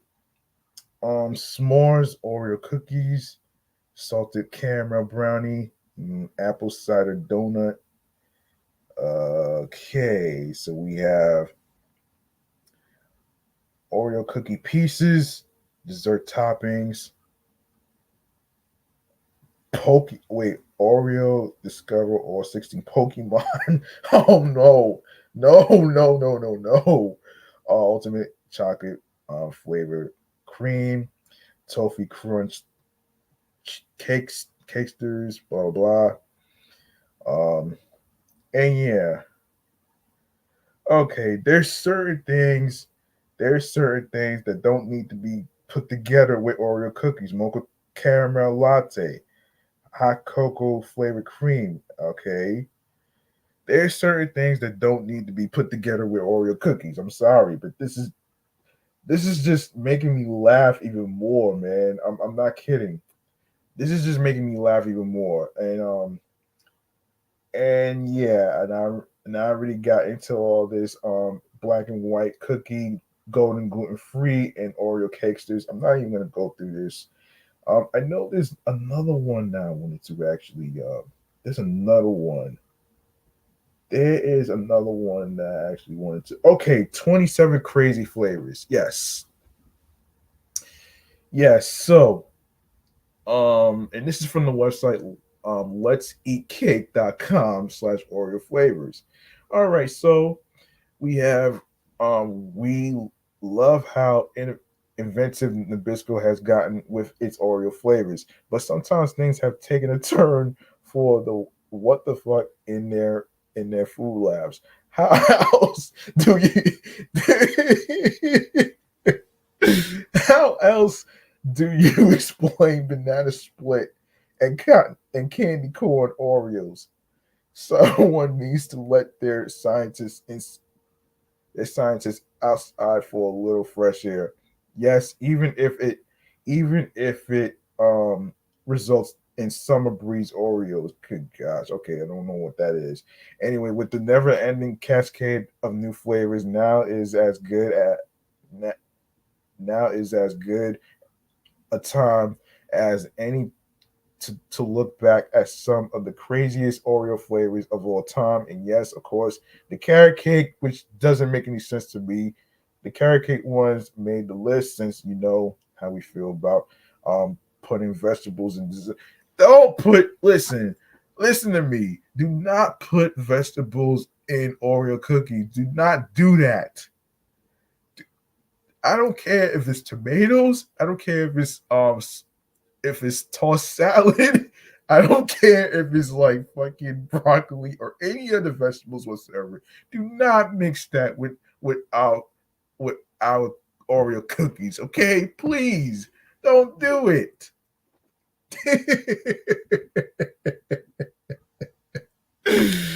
Oh my goodness, this is so fucking hysterical. And this is laughable, folks. I'm not kidding. Anyway, so 27 weirdest Oreo flavors. Oh gosh. Yeah, so number one, or caramel apple Oreo. Oh goodness gracious. So blueberry Oreo doesn't really matter. You probably have it for cereal. Banana split Oreos. That one I probably don't know why, but oh gosh, this is so funny, man. This is so funny. Candy corn Oreo, yuck. No thanks, no thank you. Jelly donut Oreo, that sounds pretty sweet. Swedish fish Oreo cookies. Okay, who the hell thought of this stupid idea of mixing the Swedish fish candy with Oreo cookies? God damn. This is so fucking ridiculous. Hot and spicy cinnamon Oreos. That's number 7. Oh goodness. Oh my fucking goodness, man. Carrot cake, which I no. I don't think so. Watermelon Oreo. Okay. That sounds like something Lizzo would do. Oh man. Oh man. Birthday cake, number 10. We have firework Oreo, cherry cola, cherry cola Oreo. Oh no. Soda with Oreo cookies doesn't make any sense. That makes no sense to me, man. Number 13, wasabi Oreos. Don't know what that is, man, but that I don't know. Wasabi? Okay, that shit sounds gross, man. I'm sorry. No. Not as gross as this one right here. Hot chicken wing. Why would you put chicken wings with Oreo cookies? What is wrong with you people? Oh man. Come on, man. Really? Number 15, Peeps Oreos. I'm not even gonna read the statements. I'm just going through them because I want to get to the Super Bowl actions and stuff, man. So number 16, kettle corn Oreos. Oh no, that's ridiculous. That's ridiculous, man. Pumpkin spice Oreos. Come on, this is so fucking ridiculous. Creamsicles Oreos. I don't know about that one right there, man. What the hell is this? waffles and syrup Oreos. Forget about it. Not me.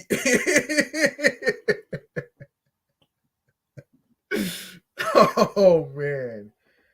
Oh my gosh. Peanut butter and jelly Oreos. Okay.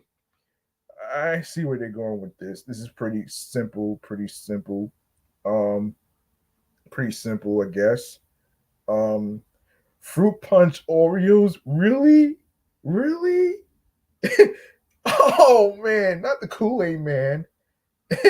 Oh gosh. The Kool-Aid man is the only person saying, oh yeah, to this Oreo flavor. Oh, come on. You destroyed our kitchen wall again. Try the front door next time, buddy.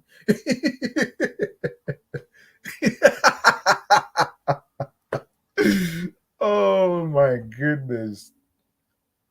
Root beer. Oh man, I'm sorry.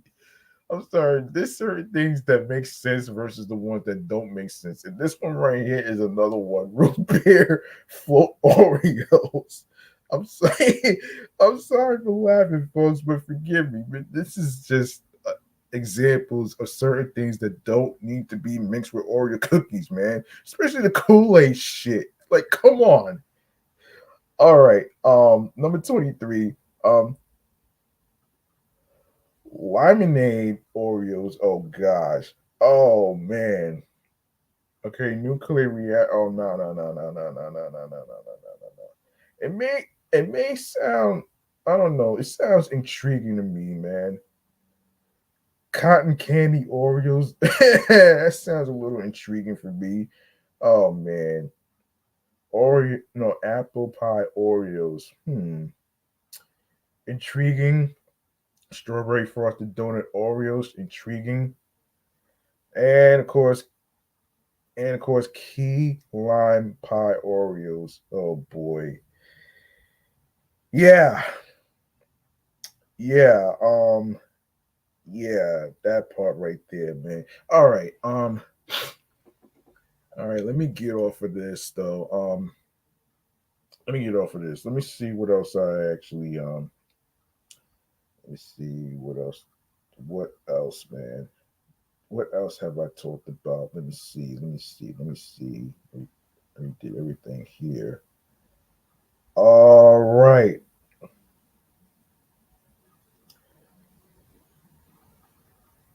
I think we're safe to say we can basically talk about the recent the recent movie that came out. Um the recent movie that came out is called The Beekeeper, the rated R movie by Jason Statham, has knocked out um Mean Girls. The remake, I don't care if it's a musical or whatever, man. It's still the same story, man. It's still the same story. Like, come on, man. Like, you cannot tell me, nah. Because why do you think people? I know people don't really like musicals and shit. So I'm just gonna go ahead and actually go to the movie Man Cave Popcorn right here, man. We got some stuff to talk about here, man. In this one right here. Um, but first, hold on.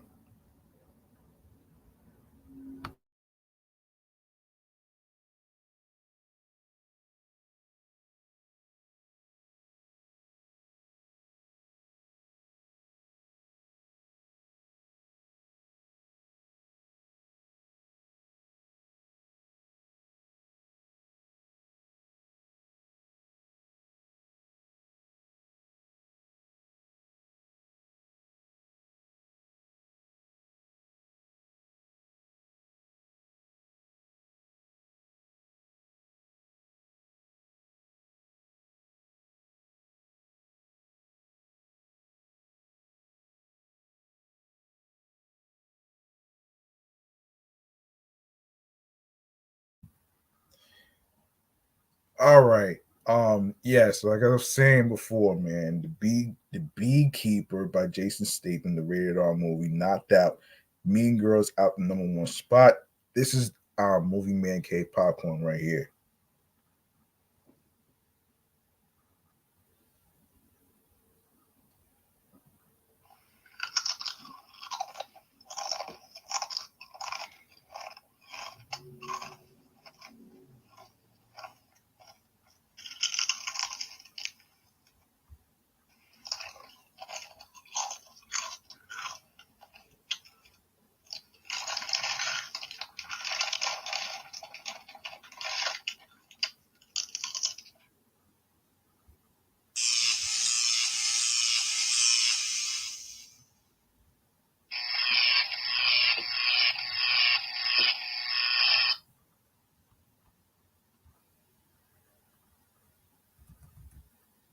Yes, so um yes, so the rated R movie, The Beekeeper by Jason Statham, has knocked out Mean Girls out of first place.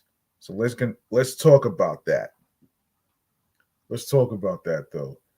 I mean, not too many people are a fan of musicals anyway. So, and this is from JoeBlow.com. All right, so the weekend numbers are here, and with it, we are seeing the beginnings of how much the writers and actors strikes are going to affect the 2024 box office, as there were zero wide new releases. Granted, January is generally a slow time, and most studios sit this weekend out due to not wanting to compete with the NFL championship games. But even last year saw Neon release their Brandon um, Cronenberg film Infinity Pool, while Fathom Events knew their faith-based audience would show up for Left Behind: Rise of the Antichrist. Gosh. Um, but let's not bury the lead. In its third week of release, The Beekeeper, the rated R movie by Jason Statham, has pulled off the upset and won the weekend with $7.4 million. That is quite the feat, as R-rated film.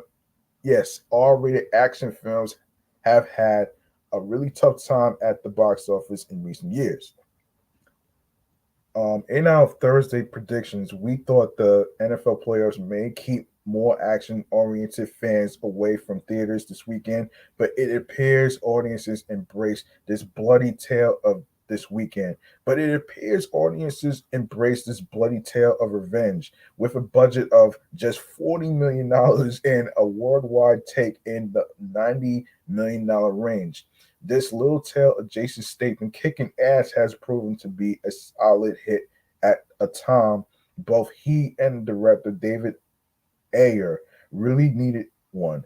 I do believe we will be hearing news of a sequel soon. Just don't overcomplicate it. We just want to see Jason Statham kicking the shit out of some bad people. And that's what he does. Slipping to second place is the Mean Girls movie, the remake musical. I don't really care. With an estimated $7.3 million, that number represents a drop off of 37% from last week. While this musical adaptation turns into a solid little money maker for Paramount, the film that cost just $36 million to produce before marketing has already amassed around $80 million worldwide. That is a solid number for this remake. It is a fucking remake. I've been saying this shit for quite some time to somebody who said it wasn't a remake. It is a fucking remake, because if you're telling the same story, over and over, even if it's on Broadway, it's still the same fucking story. Yeah, that's what I'm saying. Yeah, this remake Broadway adaptation. However, I don't believe when all is said and done, it will pass the box office take of the original film, which finished its domestic run with just over $86 million, and its worldwide run with $130.1 million, which would be $143.1 million domestic and $216.5 million worldwide when adjusted for inflation. With The Beekeeper and Mean Girls being moderately priced films that are pulling in solid profits, it just proves yet again how misguided some of these studios have been over the past few years when allowing their tentpole films budgets to get out of hand with underperforming titles such as Mission Impossible: Dead Reckoning Part 1, Indiana Jones and the Dial of Destiny, and Fast 10 having budgets in the $300 million range. I love globe-trotting action films as much as anyone, but how can you expect a film that must hit $1 billion in order to see hold on a second, in order to see any profit be successful? Spots through five go to your holiday holdovers, with the monster hit that is Wonka, again landing in third place with $5.9 million since its release. Wonka has not fallen out of the top three at the weekend box office. Quite impressive. when you consider most films live or die by their opening weekend numbers, never ever underestimate the power of making a good movie that people want to see. It is for that reason we are seeing the animated film migration continue its solid run with another $5.1 million added to its domestic total of $101.2 million, while the rated R romantic comedy Anyone But You, which I think is anyone, yeah, Anyone But You, which did terrible. This is, I think this is one of the actresses who who got fucking stung by a bee and then was screaming. I actually saw a video about that, and I was like, you can't. No, it wasn't a bee. It was a tarantula. Like, you can't train a tarantula. What is wrong? You can't train a tarantula. Like, yo, anybody trying to have a tarantula as a pet, that is not a pet for you to have, man. That is the most dangerous. That's the most dangerous thing that I ever seen, and especially if you're trying to put it in a movie. No, that's a bad idea to me. That's a fucking bad idea to me, man. You know what I mean? Oh man, that's crazy, man. Yeah. Oh my God. Anyone But You is seeing the type of legs we haven't seen for R-rated comedy since films like American Pie and Wedding Crashers dominated the charts. This weekend sees the Sydney Sweeney Glenn Powell hit comedy pulling in another $4.8 million, representing just an 11% decline from last week, as that film has not dropped out of the top five since its release over a month ago, with just a $25 million budget and a worldwide gross in a $110 million range. Anyone But You is proven to be one of the more profitable films of 2023. No, it's not. It didn't even reach number three. You know what I'm saying? Despite no new wide releases this weekend, the final week of January is proven to be a solid launching ground for Indiana language films, as last year we saw Patan launch on just under 700 screens to nab a 6.8 million weekend at the domestic box office. This year, we have the Hindi language film Fighter launching its domestic run with $3.7 million, which may not be as high as last year's Patan. Is still a solid opening weekend number for a film launched in just 662 theaters. As as I always said, when films like these are released, the audience will show up, even if the film in question isn't getting the best reviews. Spots 7 and 8 go to Poor Things with $3 million and American Fiction with $2.8 million. While Poor Things has seen a steady flow of cash since its release. By the way, Poor Things got nominated, and I think it won an award. I'm not too sure. American Fiction is the film that is seeing the biggest bump from its recent and very much deserved awards nominations, including 5 Oscar nominations, as the Jeffrey Wright starring film actually gained a massive 65% this weekend. The Oscar bump is alive and well. Both films, in my opinion, deserve all the praise being heaped upon them, as they are both very original and beautiful films. I am hopeful Emma Stone can pull off the victory for Best Actress at this year's Oscars for her truly transformative performance. You can check out Chris Bumbray's 9/10 review for Poor Things here, and his 8/10 review for American Fiction. Rounding out the top 10 are Aquaman and the Lost Kingdom with $2.8 million, showing the type of resilience at the box office that other recent DC films did not have, proving that Aquaman really was the ace in the hole for the now defunct DCEU.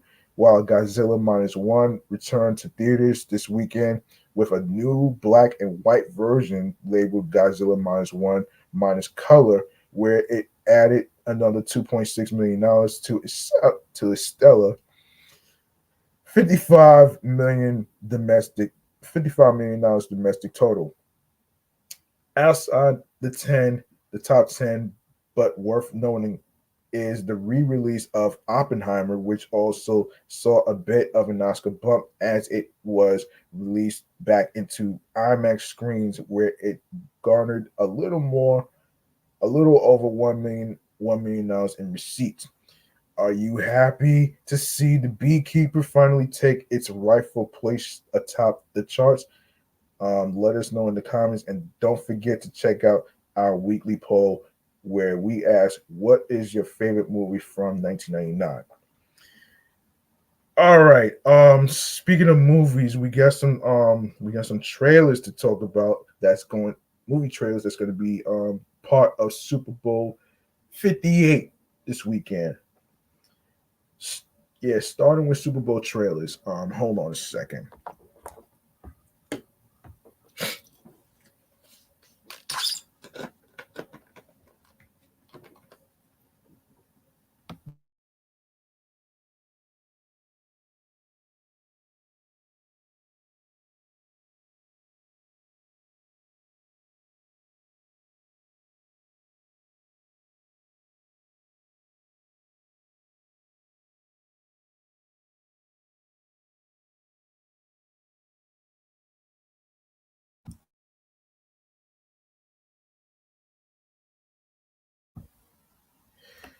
Yes, hold on to the edge of your seats for an excitement of Super Bowl 58 with some movie trailers and everything else in between. And I'll talk about the Knuckles TV series trailer after I'm done with that. So this is coming to the folks from Variety.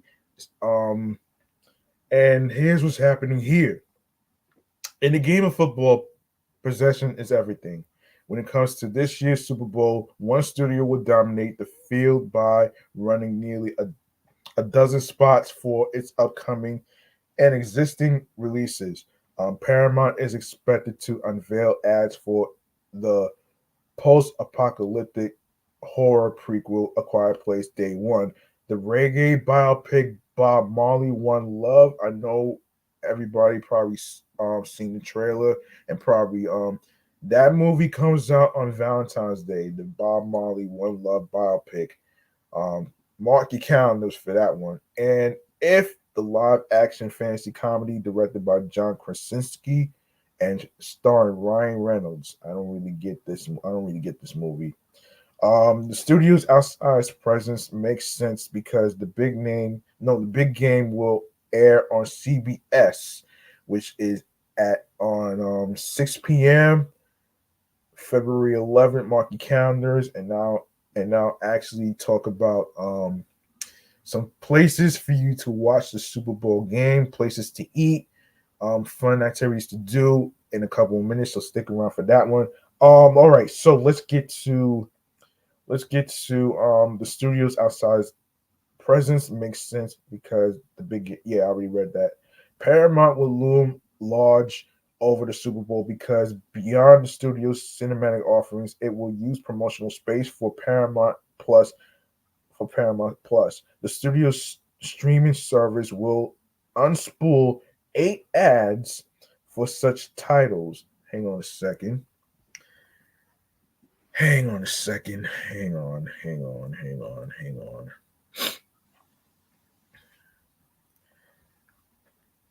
Hang on a second.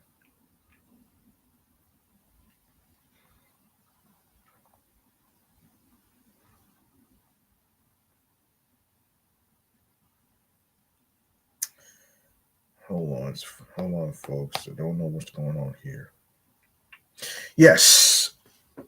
Yes, Paramount will loom over the Super Bowl because beyond the studio's cinematic offerings, it will use promotional space for Paramount Plus. The studio's streaming service will unspool 8 ads for such titles as Sonic the Hedgehog spinoff Knuckles, a series that the studio produced for Paramount Plus, animated adventure The Tiger's Apprentice, the Sylvester Stallone-led reality show The Family Stallone, and the next season of the Shy in spots that will air before kickoff.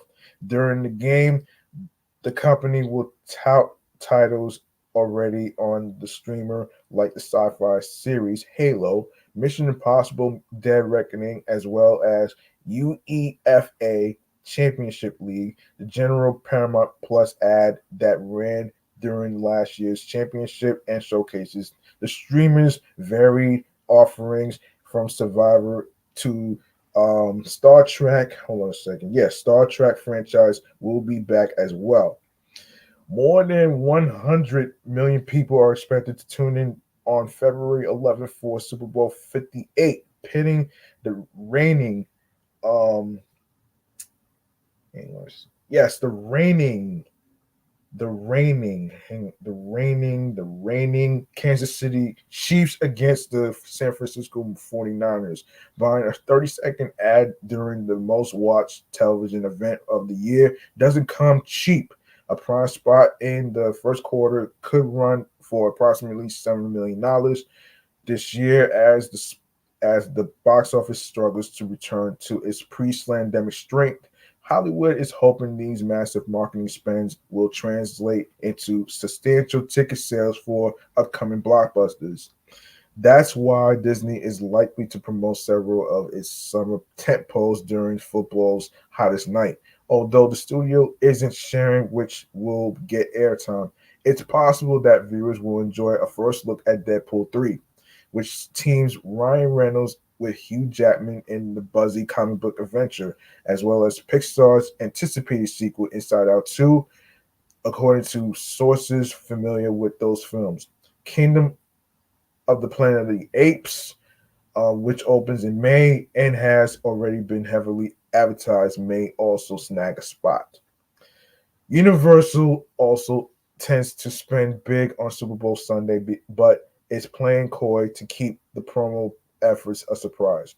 There's a chance that audiences will get a glimpse of all the pink and green magic in director John M. Chu's grand adaptation of Wicked, starring Ariana Grande and Cynthia Erivo. Other movies that could get a moment in the spotlight include The Fall Guy, an action comedy led by Ryan Gosling and Emily Blunt, DreamWorks Animation's Kung Fu Panda 4, with Jack Black returning to voice Poe, and Twisters, a sequel of sorts to the 1996 disaster epic Twister. There will be some no shows from the major studios. Warner Brothers, Sony, Netflix, and Amazon are not expected to run any trailers despite all having a slew of upcoming tentpoles on the calendar. However, plans could always change before the main matchup. Sony, whose absence isn't a shock because it typically sits out the Super Bowl, won't be offering fans a peek at Bad Boys 4 or the next Ghostbusters or the next Ghostbusters. Warner's possibly already broke the bank by showcasing Dune Part 2 during the AFC and NFC championships on January 28th. It's somewhat surprising that Amazon won't be promoting any titles such as the upcoming Anne Hathaway rom-com The Idea of You, as the tech behemoth ups its theatrical game. Last year, Amazon plunked down more than $7 million for a 60-second spot for the Ben Affleck Matt Damon teaming Air, based on the true origin of the iconic Air Jordan sneaker. The sports themed ad, which ran during the third quarter, took advantage of the millions upon millions of captive spectators. This year, advertisers can score with more than just football fanatics. Taylor Swift, who is dating Chiefs tight end Travis Kelce. Hopefully, she doesn't ruin Usher's moment of performance. Please don't do it. Has been an NFL fixture this season and has reportedly even boosted viewership ratings. She's expected to attend the big game following a tour appearance in Tokyo, and fans will be eager to catch the multiple expected cutaway shots of the Grammy-winning singer, which, by the way, she's still on tour overseas. With so many sideshows, who needs a tight football match? All right. All right, hold on. All right, let's get to Knuckles. I've been watching the hold on a second here. Hang on a second here.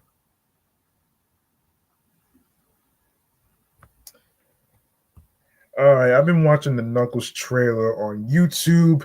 Most of the YouTubers are actually talking about it.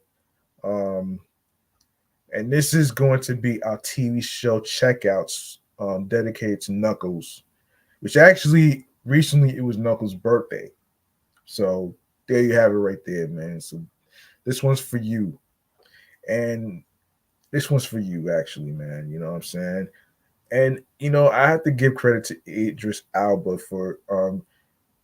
for voicing Knuckles, man. He's really doing great at voicing the character. He really is. So we're gonna get into it right here. Um we're gonna get into it right here. Yes, TV show checkouts. It's very, very, very fun to watch. And I'll get to the release date in a sec. So all right, so here it is. TV show checkouts.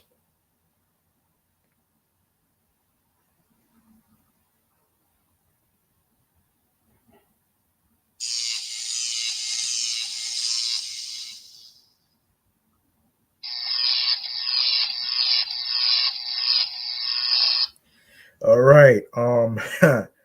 All right. Um okay, and this is coming from the people. Yes, this is coming from the people this is coming from the people from Screen Rant. Okay. Okay, I did read actually, yeah. Hang on a second. When they post this? Oh, no, no, no, no, no. I did see somewhere actually. Hold on a second. Let me just. I did see somewhere actually. Going to because I know Variety and Deadline actually cover this. Yeah, I just saw this. Yeah, including a release date. I was like, okay, so let's look up the release date. Okay. Um. Okay. So people are at okay. I just wait a minute, man. Wait a minute here. Um, damn.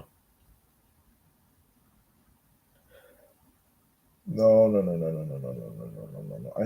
I know I saw it somewhere, man. I know I saw that shit too, man. Hold on a second.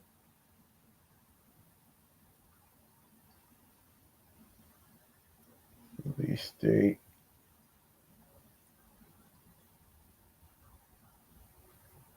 Release date. April 2024. Let's see. Um, Wait a minute here. I wait. Oh man. You know what? Let's go to clutch points.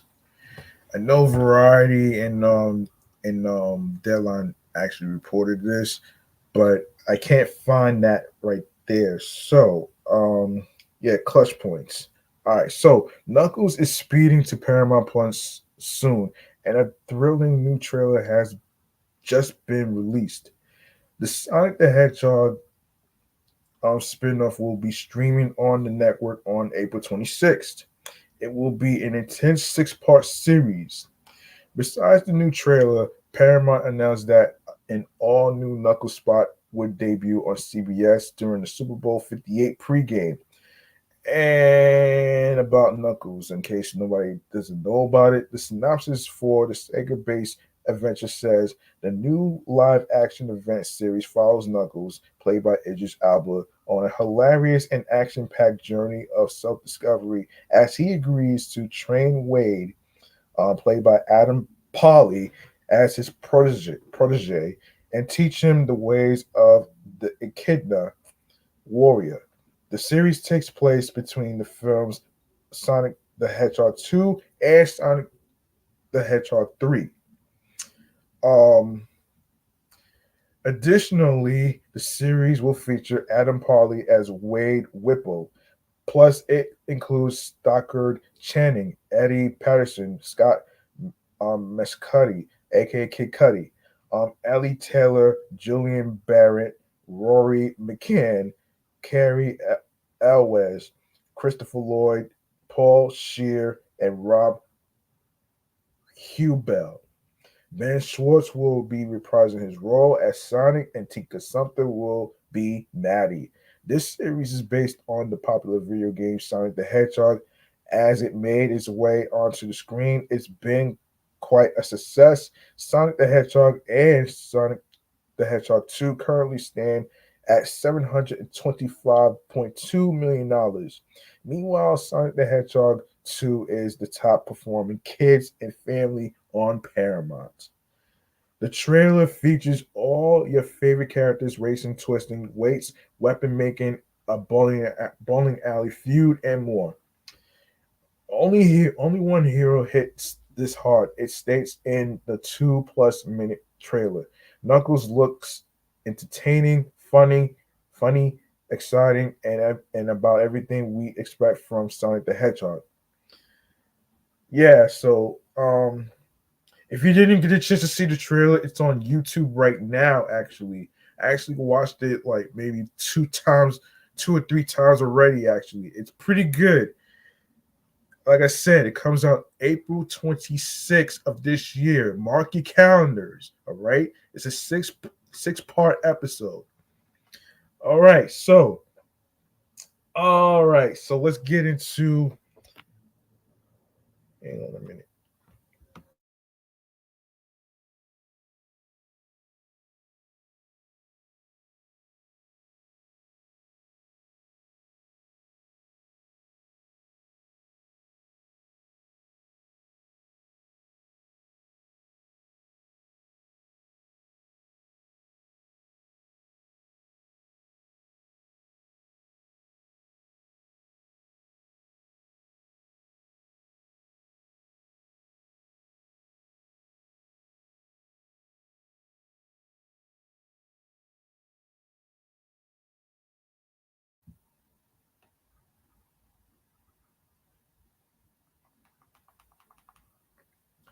All right, man. We got some Super Bowl activities for Super Bowl 58 that we need to talk about, including places in case people can't make it to Allegiant Stadium for Super Bowl 58. There's some spots that I want to talk about, especially the people in LA and the people in New York City, including the five boroughs and other places, including Long Island too, man. So here is remains to be seen, man. Let's do this.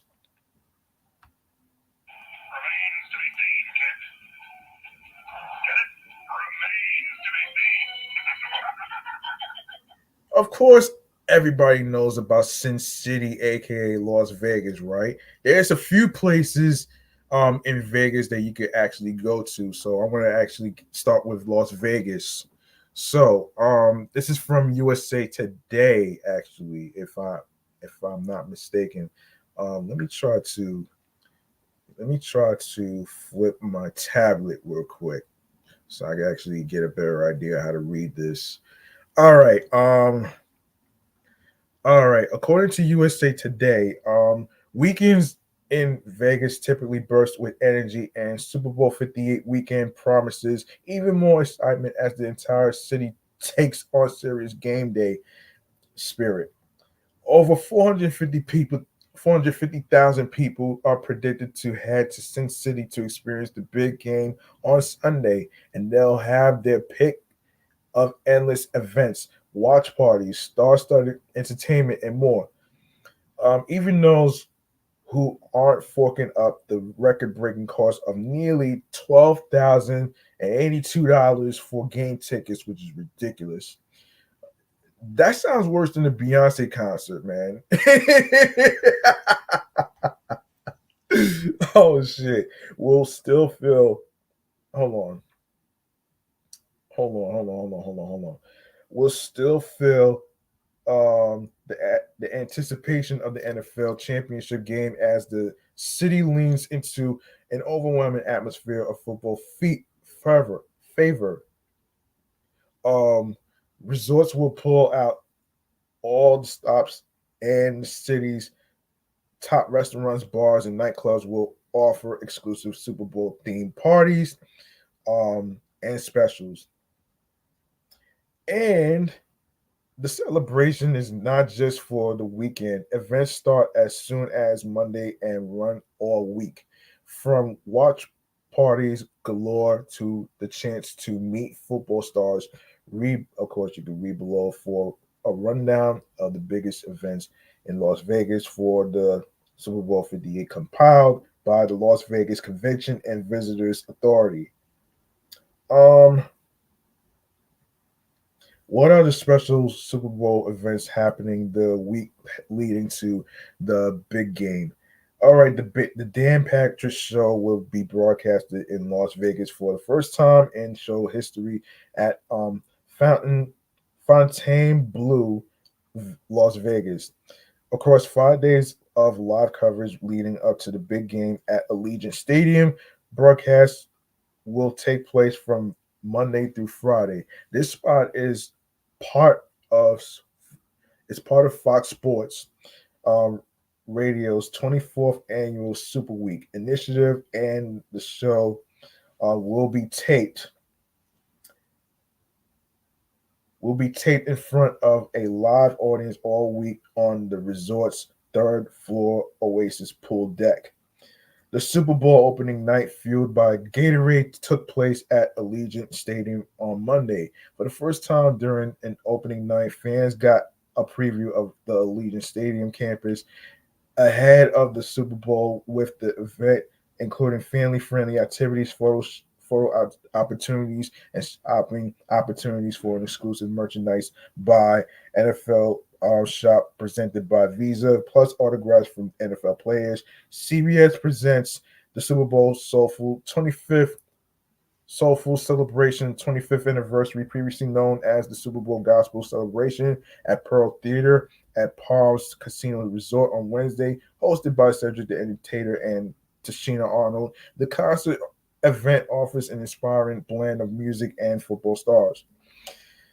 8 Lounge at Resorts World Las Vegas will present Marshawn Lynch's fan first big game party on Wednesday. The event already happened already, so we'll feature a charity auction, blah blah blah. I'm not even gonna go into too much detail on this because there's a website actually that I actually want to actually talk about here. So let me see.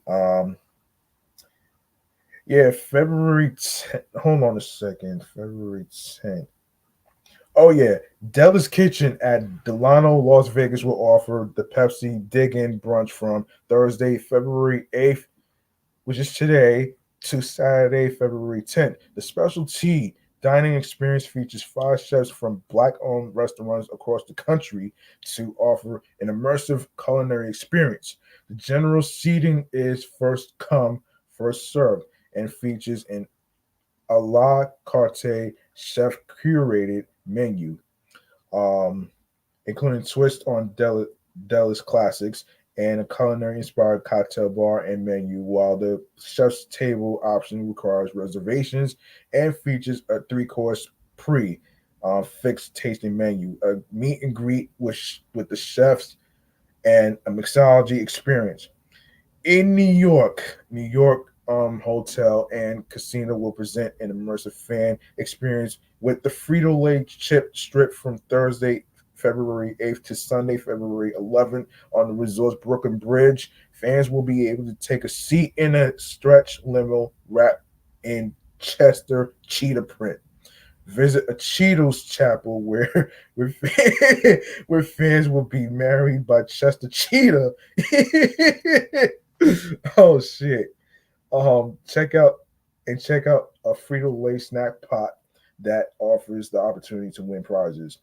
All right, so we got a Zillow Ultra Pool and Lounge at Sahara, Las Vegas will put on the Playmakers Party presented by Men's Lifestyle Magazine, FHM, and event firm Babes in Toyland on Thursday, February, which is today, blah, blah, blah.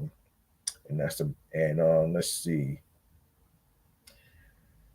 Area 50, Area 15 will put on the NFL Legends Big Game Kickoff Party on Friday, which is tomorrow, presented by USA Today. The event will bring together professional athletes and special guests, including players Hines Ward, Matt Ryan, Malcolm Jenkins, and LaShawn McCoy. Completing the event are a red carpet experience, an open bar, hors d'oeuvres, a meet and greet opportunity, and a live performance by pop star Jason Derulo. Of course, what's happening tomorrow is the MGM Grand Garden Arena at MGM Grand Hotel and Casino. Um, will present the necessary roughness skills challenge on Friday, February 9th. Comedians Bert Kreischer and Tom Segura will host the friendly and funny competition, draft celebrity friends for their respective teams, and then complete in passing, kicking, and athlete skills. Activities. The event is open to all members of MGM Resorts Loyalty Program, and signups for the program will be available on site. Also happening on tomorrow, off the field NFL Wives Association, um, and it's off the field annual charity fashion show, and it takes place at the Venetian Theater inside the Venetian Resort, Las Vegas on Friday, which is tomorrow. Also happening tomorrow, Shaquille O'Neal will bring his larger than life personality and over the top music festival experience with Shaq's Funhouse on Friday, February 9th at XS Nightclub at Wynn, Las Vegas. So the event will offer a fan experience that includes an immersive carnival rides and games, live performances from Lil Wayne, Diplo, and the big man himself, DJ Diesel. And of course, Caesar's Palace happening on February 10th for Super Bowl breakfast. Um, and of course, Taste of the NFL will take place at the Keep Memory Alive event on Saturday, February 10th. Attendees will enjoy a tasting menu curated by the country's most talented chefs, opportunities to mingle with the NFL superstars. All right, so all right, and the Super Bowl experience presented by Toyota will take place by Mandalay Bay South Convention Center from um, Wednesday, February 7th through Saturday, February 10th. Woof. Okay. Okay.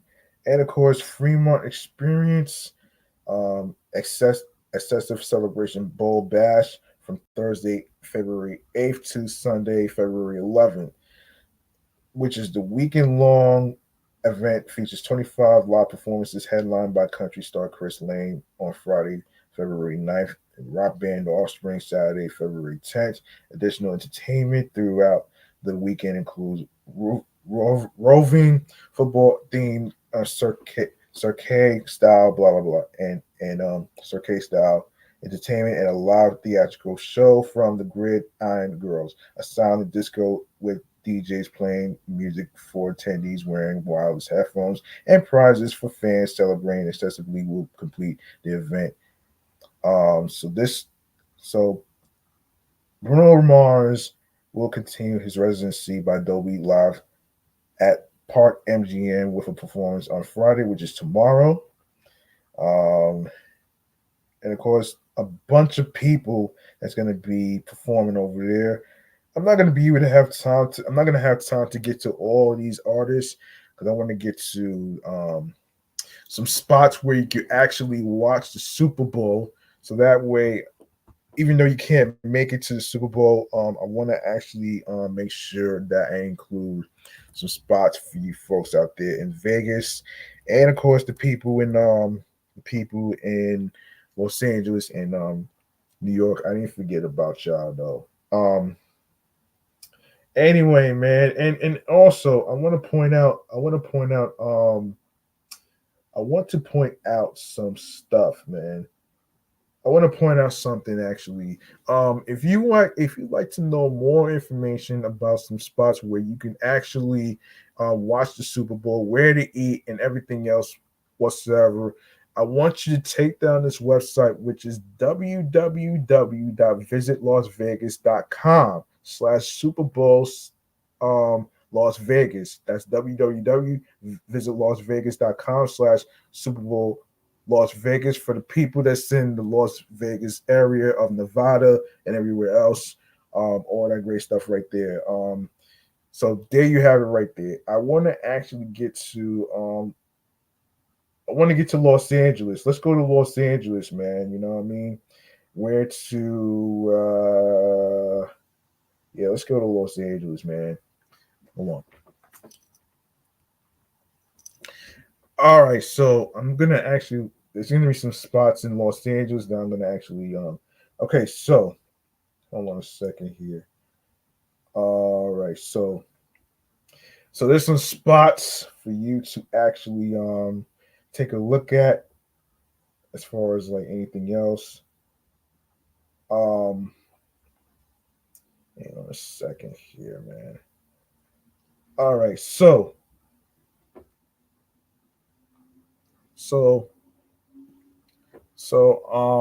of course there is some places to eat like ac- what is it?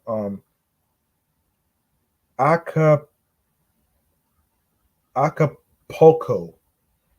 Okay, so set a Mexican themed game day spread with grab and go items, including Fiesta fajitas pack $50, taco pack $40, $4 for 16-ounce chips, $4 for salsa pint, and $8 chips and salsa combo. Drinks in bulk include 32-ounce Cadillac and house margaritas, or stop by Katina for Super Bowl happy hour starting 3 p.m. to watch the game website. Um, Find locals in Downey, Glendale, and Long Beach. And of course, you have Bar Louie. Bar Louie. You have Birdie's G's, Brooklyn Avenue Pizza Company, Chipotle, Dave's Hot Chicken, Didi, El Torito, Fleming's Prime Steakhouse and Wine Bar. You have Gelson's Markets. You have Harriet's Highlight Room at Dream Hollywood Game Day. Yeah, Huckleberry Bakery and Cafe, Lucille's Smokehouse Barbecue, Marco's Pizza, Nick the Greek, OG Cannabis Cafe, O&O Hawaiian Barbecue, Outback Steakhouse, Pinstripes Topanga, not to be confused with the actress who played her in Boy Meets World, Round Table Pizza, San Pedro Fish Market. You have Sizzler, Sky Bar at Mondrian, Los Angeles, Slab Barbecue, Susie Cakes, TGI Fridays, Takea Modern Mexican. All right, so there you have it right there. There you go. There you go right there. Also some spots to watch the Super Bowl. So you have the Greyhound Bar and Grill, Lacey's, Brennan's Pub, Barney's Beanery. Oh man, that's crazy though, man. Oh wow. Yeah, that's it. Yeah, I think that's it for. Let me see if there's anything else for LA. For LA, let me see. I think that's it, man. I think that's it. Let's go to New York, man. So, um, yeah, let's go to New York. Where to watch the Super Bowl? NYC. Um, that's for you all. So, the Wicked Monk, Sweet Spot Sporting Lounge and Restaurant in Astoria, Bushwick, Claris Bushwick, at the Wallace, Harlem, IV Purpose, Ralph's Sports Bar, Jim Sports Bar, um, the Harry Lemon, Stout, and the Bronx Draft House. Let's see. Let me see. I think let me see if there's more to actually um all right. Let's go to wait, where did I even do? Oh, restaurants where you can watch yeah, I'm gonna get to spots to eat and then I'm gonna wrap this up right here. So I already covered that one right there. Let's go to spots to eat. All right, so um all right, so spots to eat in NYC to watch Super Bowl 58. Let's see. Come on. All right, come on. All Star Sports Bar and Grill, Bloom's Tavern, Smithfield Hall, NYC, Dalton Bars and Grill, Call and Pistol, The Grayson, Moonstruck Eatery, Palm Mulberry Street, Bistro, Five Neck and Burger, Pig and Whistle Public House, Mudville, Slate NY, The Harry Lemon, Connolly's, Blue Ribbon Sushi Bar and Grill, Playwright Irish Pub, Goldie's Tavern, Harlem Tavern, T.O. Uptown, Rue 57, um, and all these restaurants included, man. All right, so that's pretty much everything. That's pretty much everything in yeah, that's pretty much everything in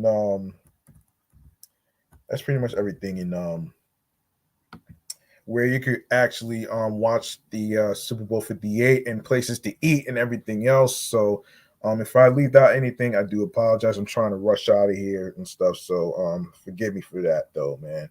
And we're gonna go to our last segment right here, man, which is stream choices on the go, man. This is where I inform you about where you can stream, and watch the podcast episodes and stuff. You know what I'm saying? So, stream choices on the go, man. Let's do this. Let's do it. Let's do it. Let's do it. Let's do this. Come on, come on, come on. Come on, come on.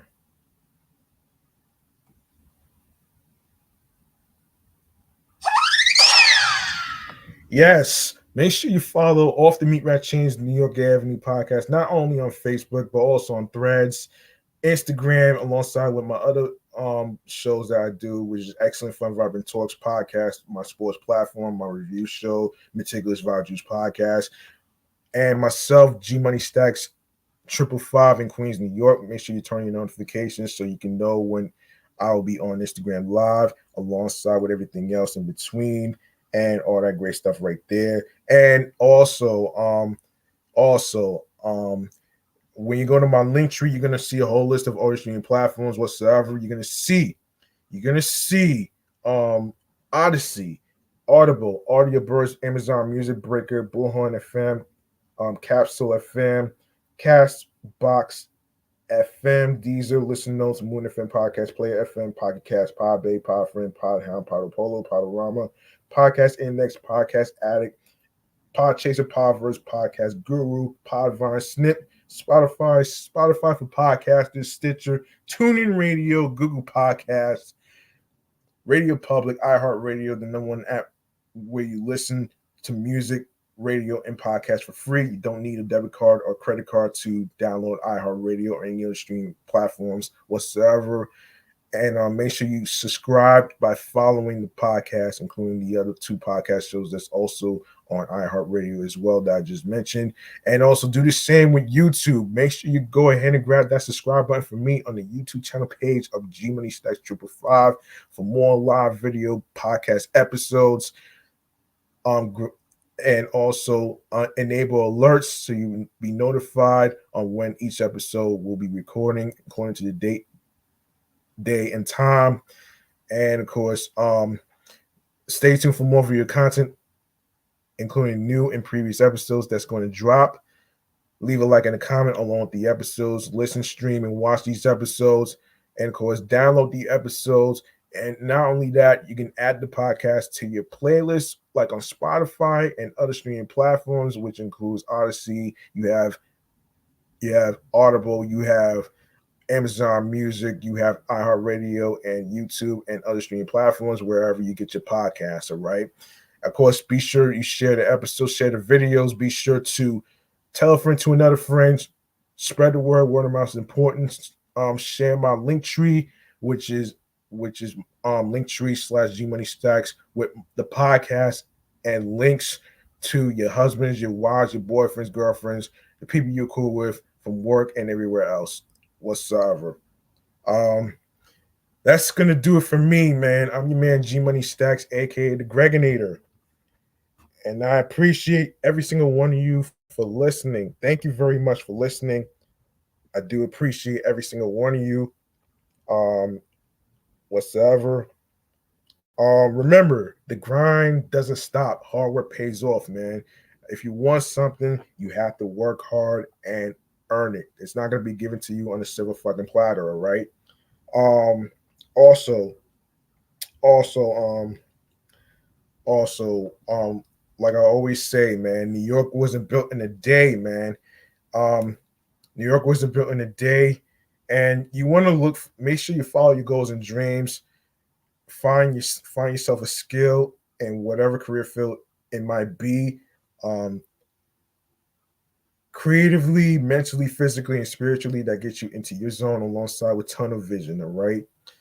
And remember, and also I want you to remember this though, man. Be sure to validate yourself. Be sure to treat yourself, man, because you work hard for your money, not to please your parents or anything like that whatsoever. And yeah, like I said, man, that's about it. I want to wish every one of you out there to have a safe Super Bowl 58 weekend, including the places to eat, spots to watch Super Bowl 58 in case you can't go to the Allegiant Stadium, even though the seats at Allegiant Stadium for Super Bowl 58 is expensive, worse than the Beyonce concert or the Renaissance Concerts tour and all the other shit whatsoever. No offense. You know what I'm saying?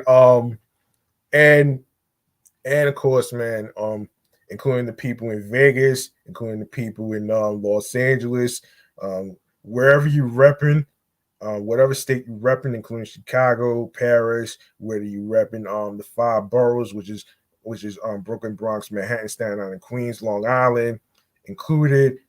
I hope y'all have fun on the Super Bowl 58 weekend. Be careful, be safe out there.